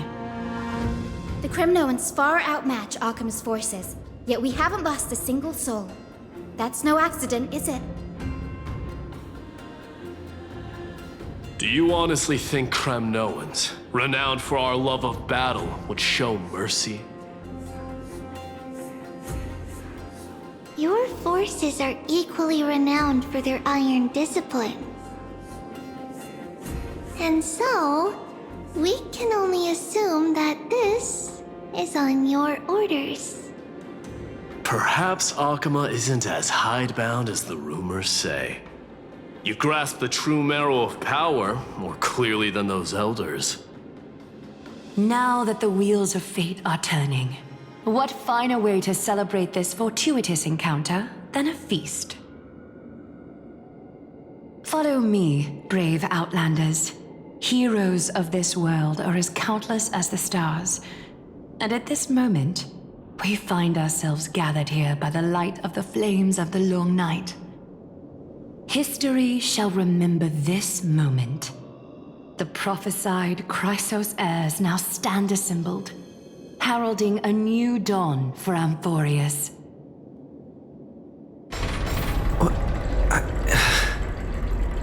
You must see now how different this is from the flame-chased journey you traveled.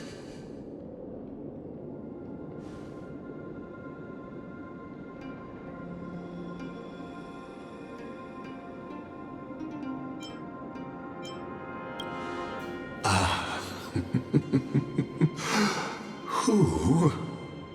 Perhaps the role is not that of a person who really existed. Notice how only two particular individuals seem aware of your presence. Patience. We're approaching the final act. These are, as I mentioned, his first memories. They are of particular importance for the imminent era nova. Such as this very moment, as the prophesized demigods gather with Talentum as witness. This is a moment calculated by the gods. What comes after is no different from that which you already know. Some join, others leave, while flame chasers bear their faint light forward through the long night. Ah, come.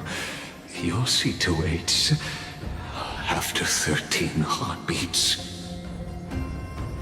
Our heroes will be ferried to the final scene.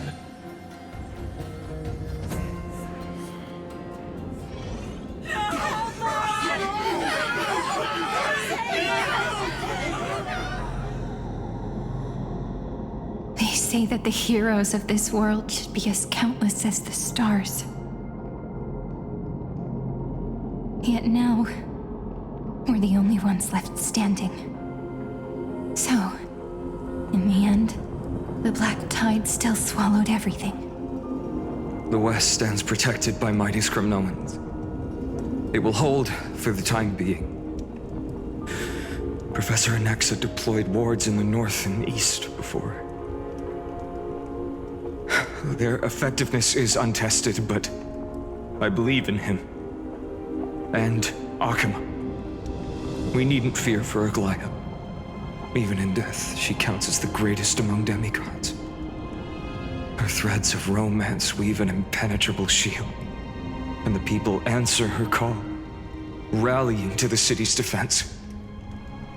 Let's move. Catholic has given their core flame. We must complete the Era Nova before the next entry hour. For Amphoreus. That only leaves 3 hours. So, this is the last time we'll see her. Finan, we set out on this journey to answer the world's desire, didn't we? That's what it means to be a Chrysos heir. So has it always been. Then why? Why must Amphoreus' wishes be so cruel?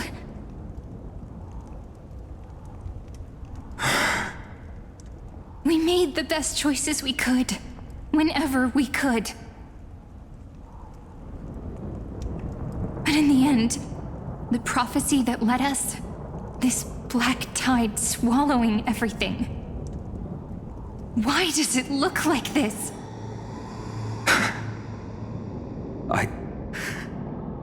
I don't know. We haven't had any other choice except to move forward. Not for a long time now. Even if we only see the long, long night ahead, I still believe that through it, we'll find the dawn on the other side. Beyond these flames, a new sun will someday rise. So, to the Temple of the Three Fates.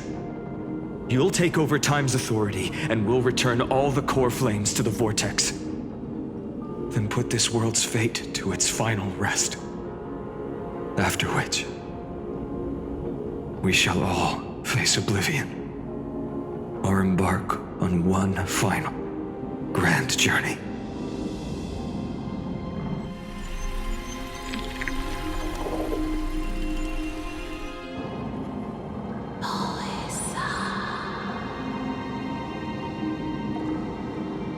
Please forgive us for disturbing your sleep, Orynyx. It matters not. I know fate has run its course. The black tide has reached Akama. Amphoreus does not have much time left. It is time for the Era Nova. As agreed, I shall present the core flame of time. Ride the river of time. It will guard your passage to the vortex of Genesis. Step through and witness.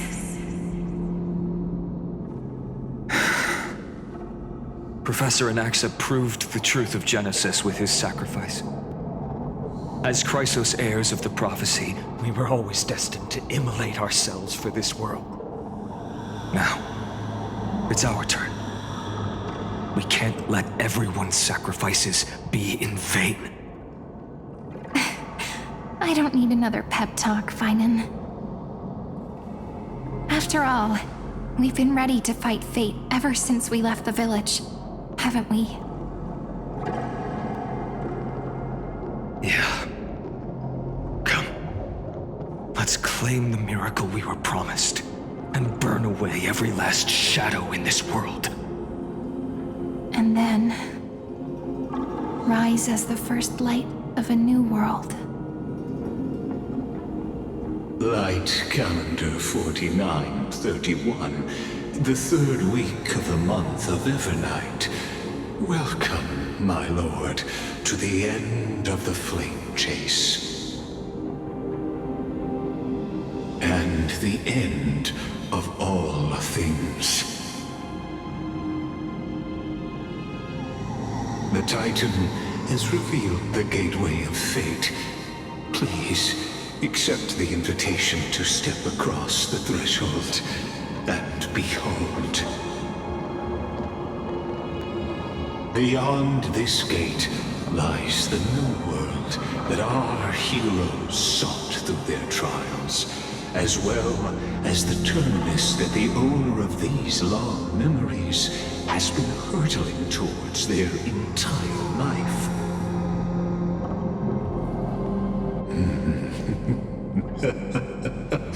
Perhaps you'll find it all too familiar. Then you'll understand how the mortal called Finan shouldered the world's weight.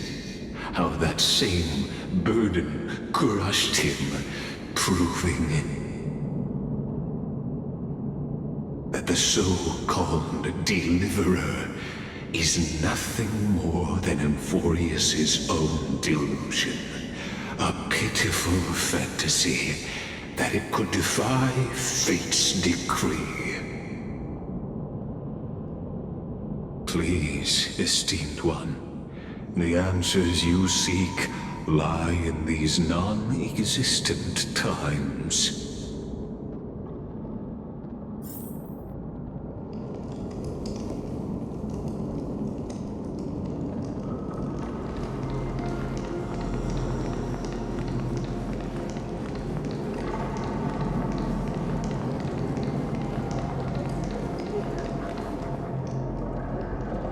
The future revealed by the Titan.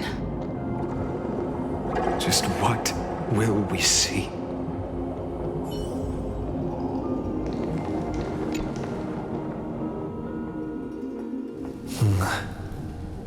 The vortex of Genesis.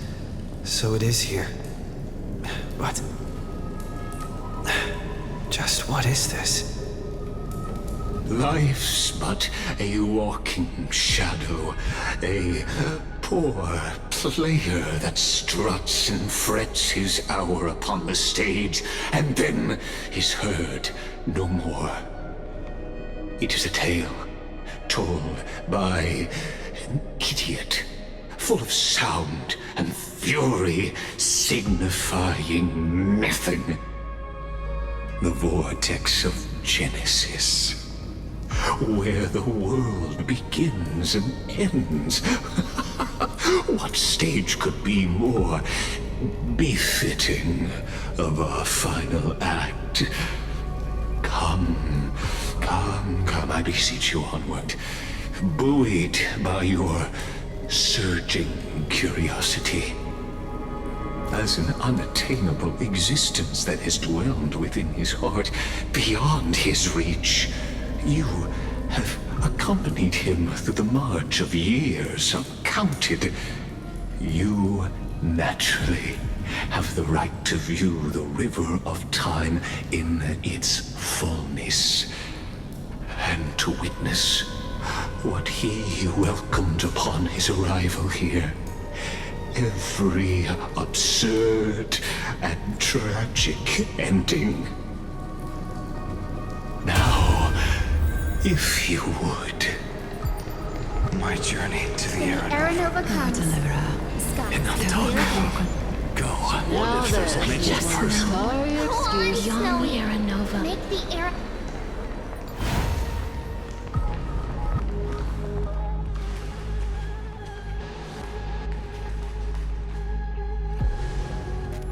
None of that matters now. This brutal, flame-chased journey has stripped away my delusions. I know the future is in some peaceful paradise with gentle west winds, just waiting to welcome us to step in. This will be a romantic story like none that has come before. You think so too, right?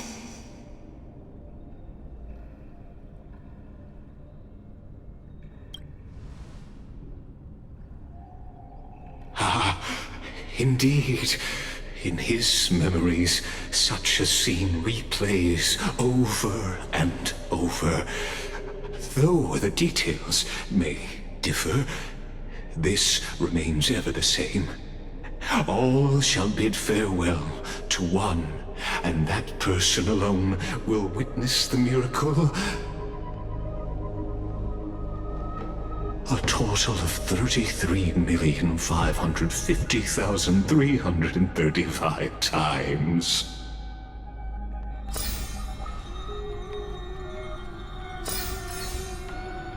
Each is a drop from the river of time, representing the long journey he would take, or rather, a never-ending cycle.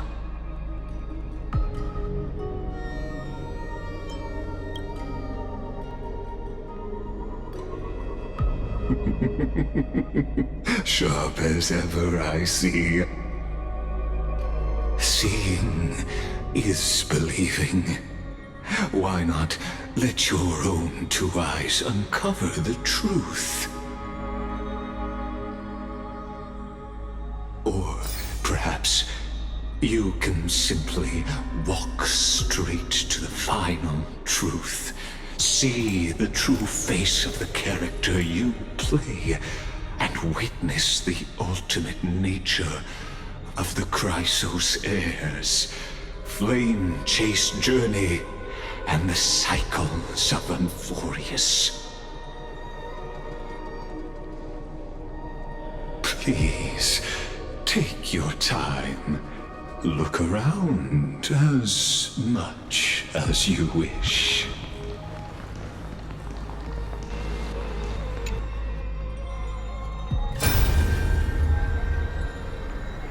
Not a single soul to be seen.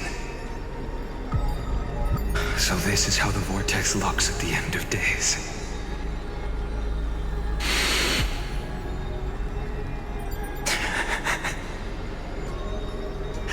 Looks like I've got company after all. But since you've made it here... So, in the end you succeeded. Executioner.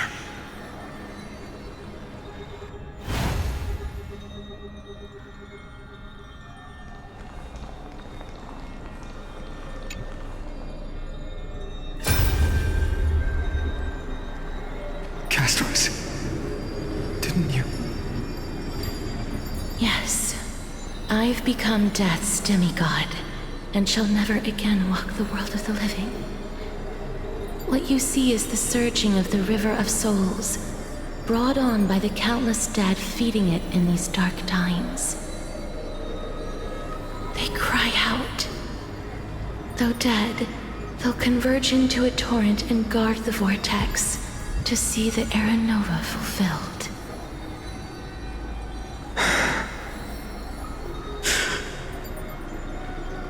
I will take all the wishes of the departed with me.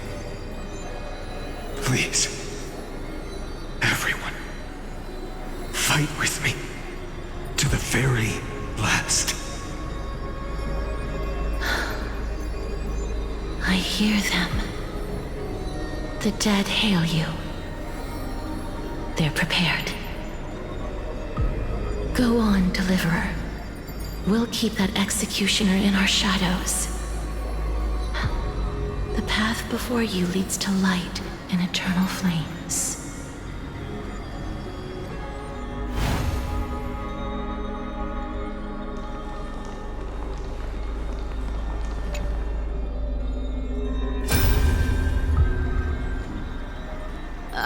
There's water everywhere.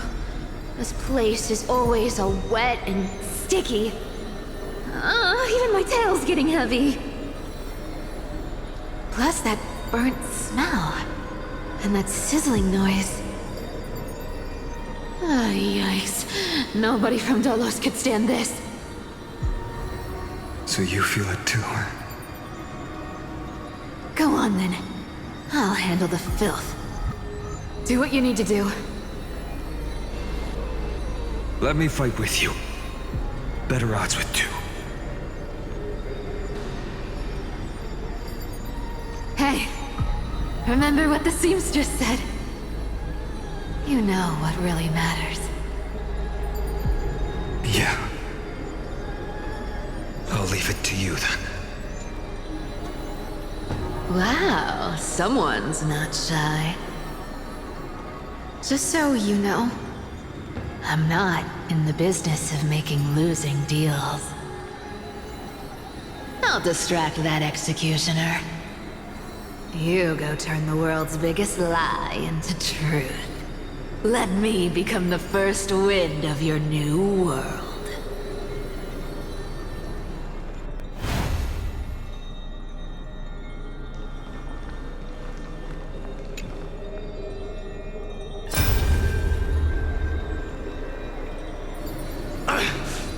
Shut up and get out of here!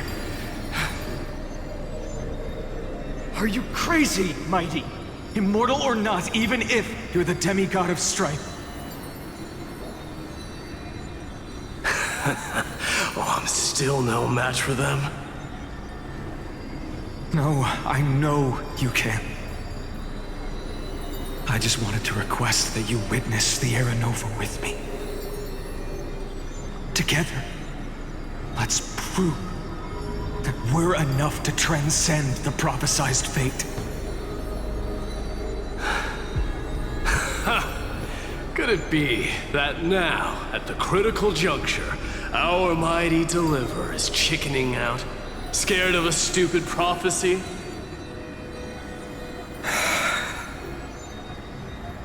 I'll transcend the prophesized fate.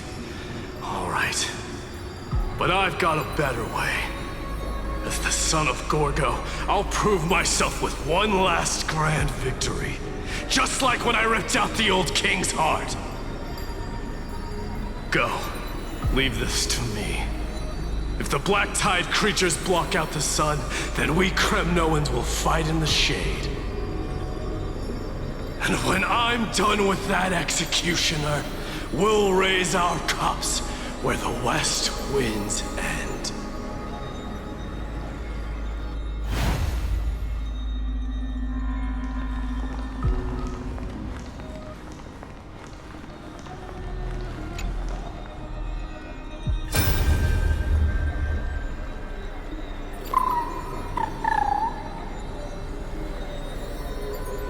Hey, little one. Are you scared?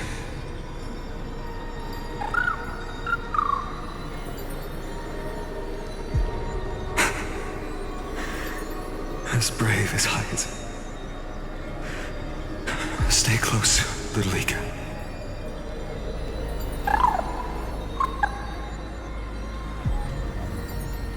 What? No, not you two.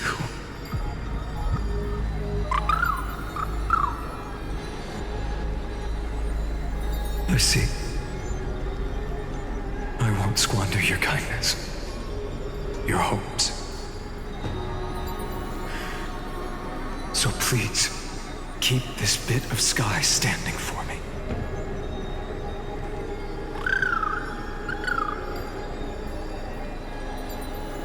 Well, now there's one last thing I need to do before the Era Nova. Come, Executioner. Let this patch of clear sky show me where to strike.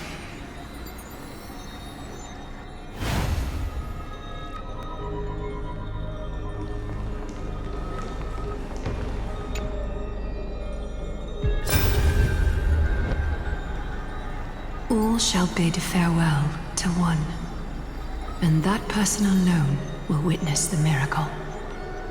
Such is the will of fate. So even the future revealed by the Titans may not come to pass. The Era Nova. This unrivaled masterpiece. I have no regrets now that I may entrust it to my most trusted apprentice. Are you saying? Fate is ever unassailable. The golden threads tell me the black tide rushes toward the vortex, ready to swallow this place. I must weave the last of my humanity into a net to hold back the deluge. I shall have my final bath in warm and radiant gold. Now, the hour of fulfillment has come. Forgive me. I must snip away every risk to weave the strongest future for the new world. There is nothing more to say. We part here. I shall personally dispatch that wretched executioner, not with threads of gold, but with the steel tip of a needle.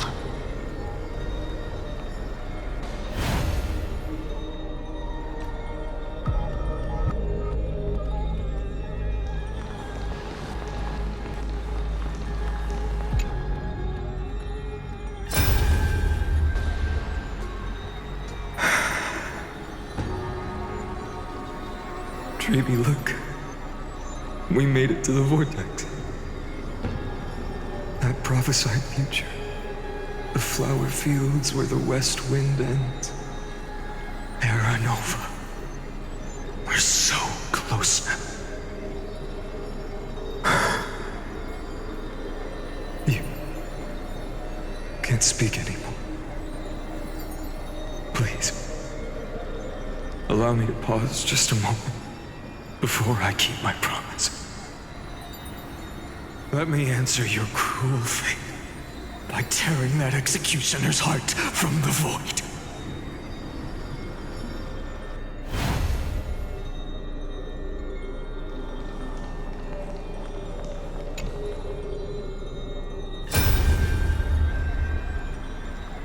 The vortex of Genesis. The last time I was here, I was returning the core flame of reason. I didn't have the time to observe it in too much detail back then. But a holy sanctuary of the Titans. Looks more like their frozen crypt to me. Well, all the core flames do lie here now. It's my honor to walk the final stretch with a mind such as yours, Professor. Oh, getting ahead of ourselves, are we? Have you forgotten so quickly? I died for truth long ago. What walks with you now is but a thought in your mind. Of course. How could I forget that? But I'll say the same to you. It's my honor to walk this final stretch with you, too. Now go. Stand tall and finish your final task. Yeah. Just leave it to me. Time for that wretched executioner to pay what they owe.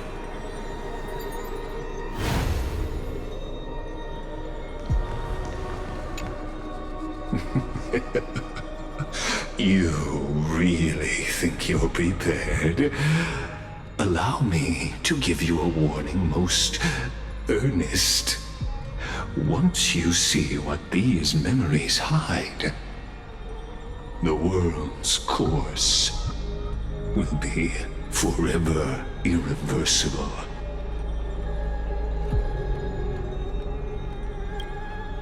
Ah, very well. As you have made up your mind, let us bear witness together. As the sole audience of this eternal theater, I have been rapturously awaiting your arrival, and this, too, is the very reason I must show you everything. I believe that since you've bathed in that eon's gaze, you can make Amphoreus' frozen fate flow once again.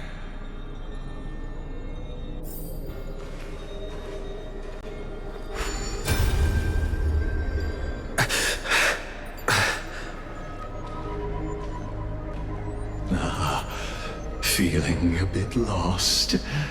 As you now see, this scene marks the final act of the drama Amphoreus. The final eternal recurrence created by this man's hand, and the last one this world shall undergo. Behold, at the swordsman's side stands one he has sometimes called companion, other times comrade, that nameless hero absent from the annals of history. He is the swordsman's ideal in his youth, the deliverer that guided him resolutely onward through fantasy. And now, in the name of the Nameless, he has become an essential and inseparable part of the epic of Amphoreus. And this time, under his guidance, what choice shall the hero make? Whither shall the fate of the world flow? And what is the ultimate truth of the nature of Amphoreus? There are many mysteries yet to be unwound, but if I may, allow me to temporarily yield the stage to one far more fitting. Please put your hands together and give a rousing round of applause for they who will reveal the answers and bring about the final end of the 33,550,336th flame chase journey. The master of the countless memories we saw, the other important actor now stepping into the vortex. They who have already burnt their own self to cinder, the Flame Reaver.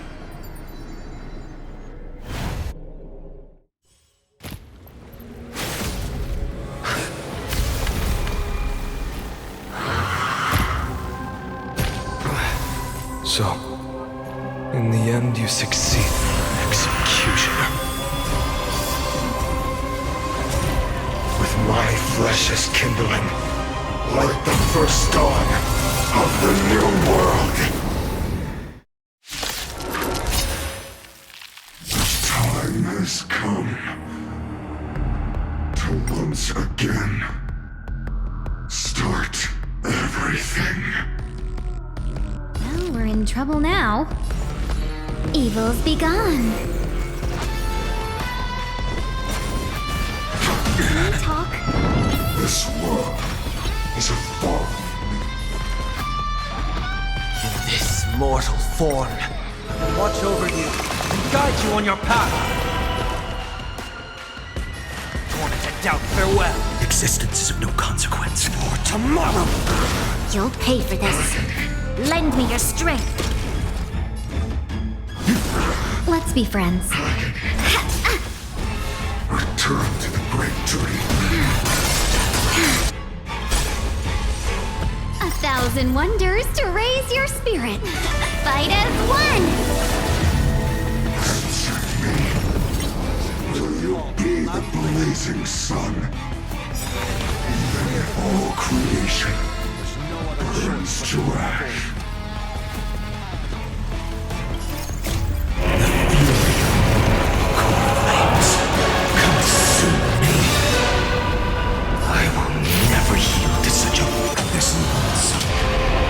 Tear open the sky!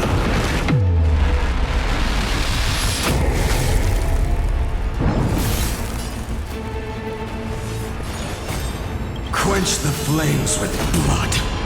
Losses are a constant on the flame chase journey. You haven't lost nearly enough. The flames in this body are not soul consumers. Old sun's embers, hail the new world's dawn!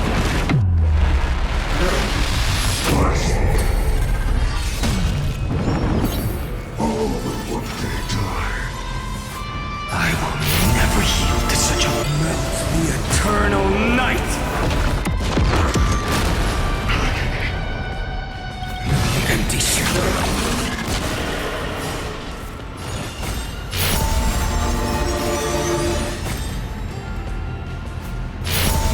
Shatter this cage! Return to the great dream. Is that all? Unchanging, unceasing. I grant you a dawn where all stars burn to ash. This battle is unavoidable. The time is now. Lend me your strength. We've entered the storm. To guard and defend. Crush them. No other choice but forward. A future will come! Welcome, customers. I'll overcome the thorns. Serenity is before me. This mortal watch over you and guide you on your path. Existence is of no consequence. Tomorrow! Consume me. Hail the new dawn! This ends now. With your corpse. I'll ignite the dawn!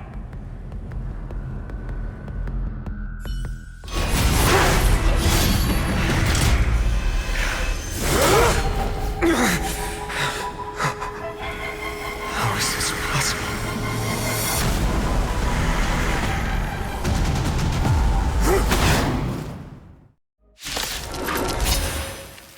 The sons of destruction, now twinned. Feel them set your blood ablaze. Your fury. We're in trouble now. All the best.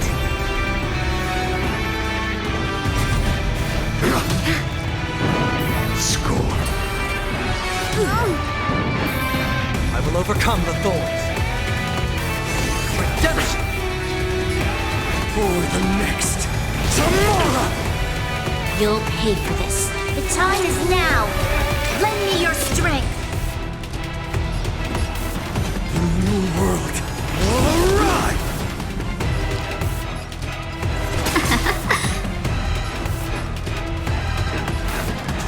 Doubt. Bid you farewell.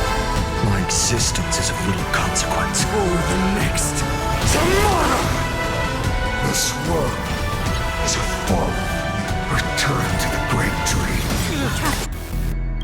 It's of no consequence. In this mortal form, I will walk with you, watch over you, and guide you on your path.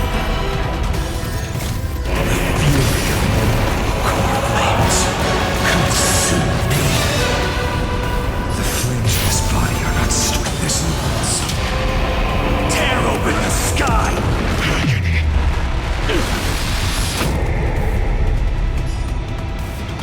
Empty shell. Soul and servants. Return to the great dream.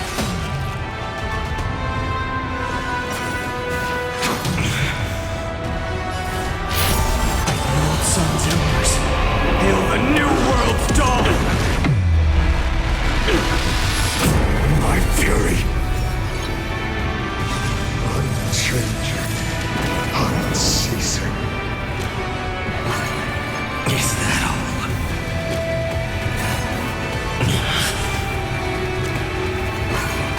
Is that all? The flames in this body are not strong enough. Quench the flames with blood.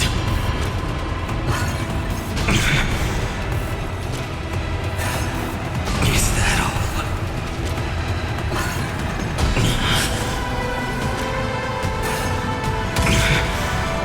Remember this agony! This longs. Tear open the sky!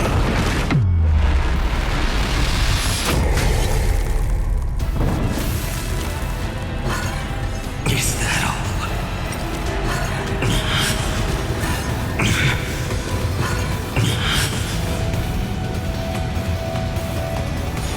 Quench the flames with blood. Is that all? Is that all? Her agony! Not enough.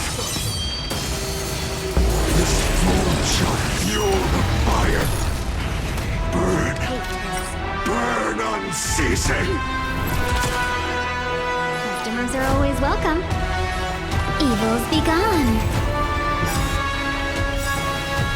1,000 wonders to raise your spirits. Good omens, fight as one! Suffering is eternal.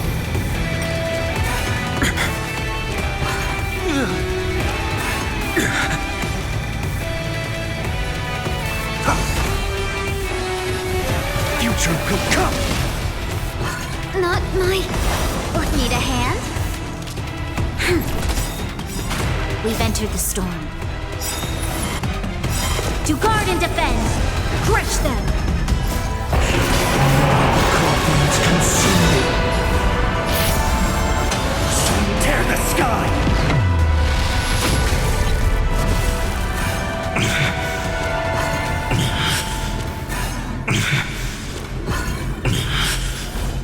Shatter the cage! Is that all? Quench the flames of blood!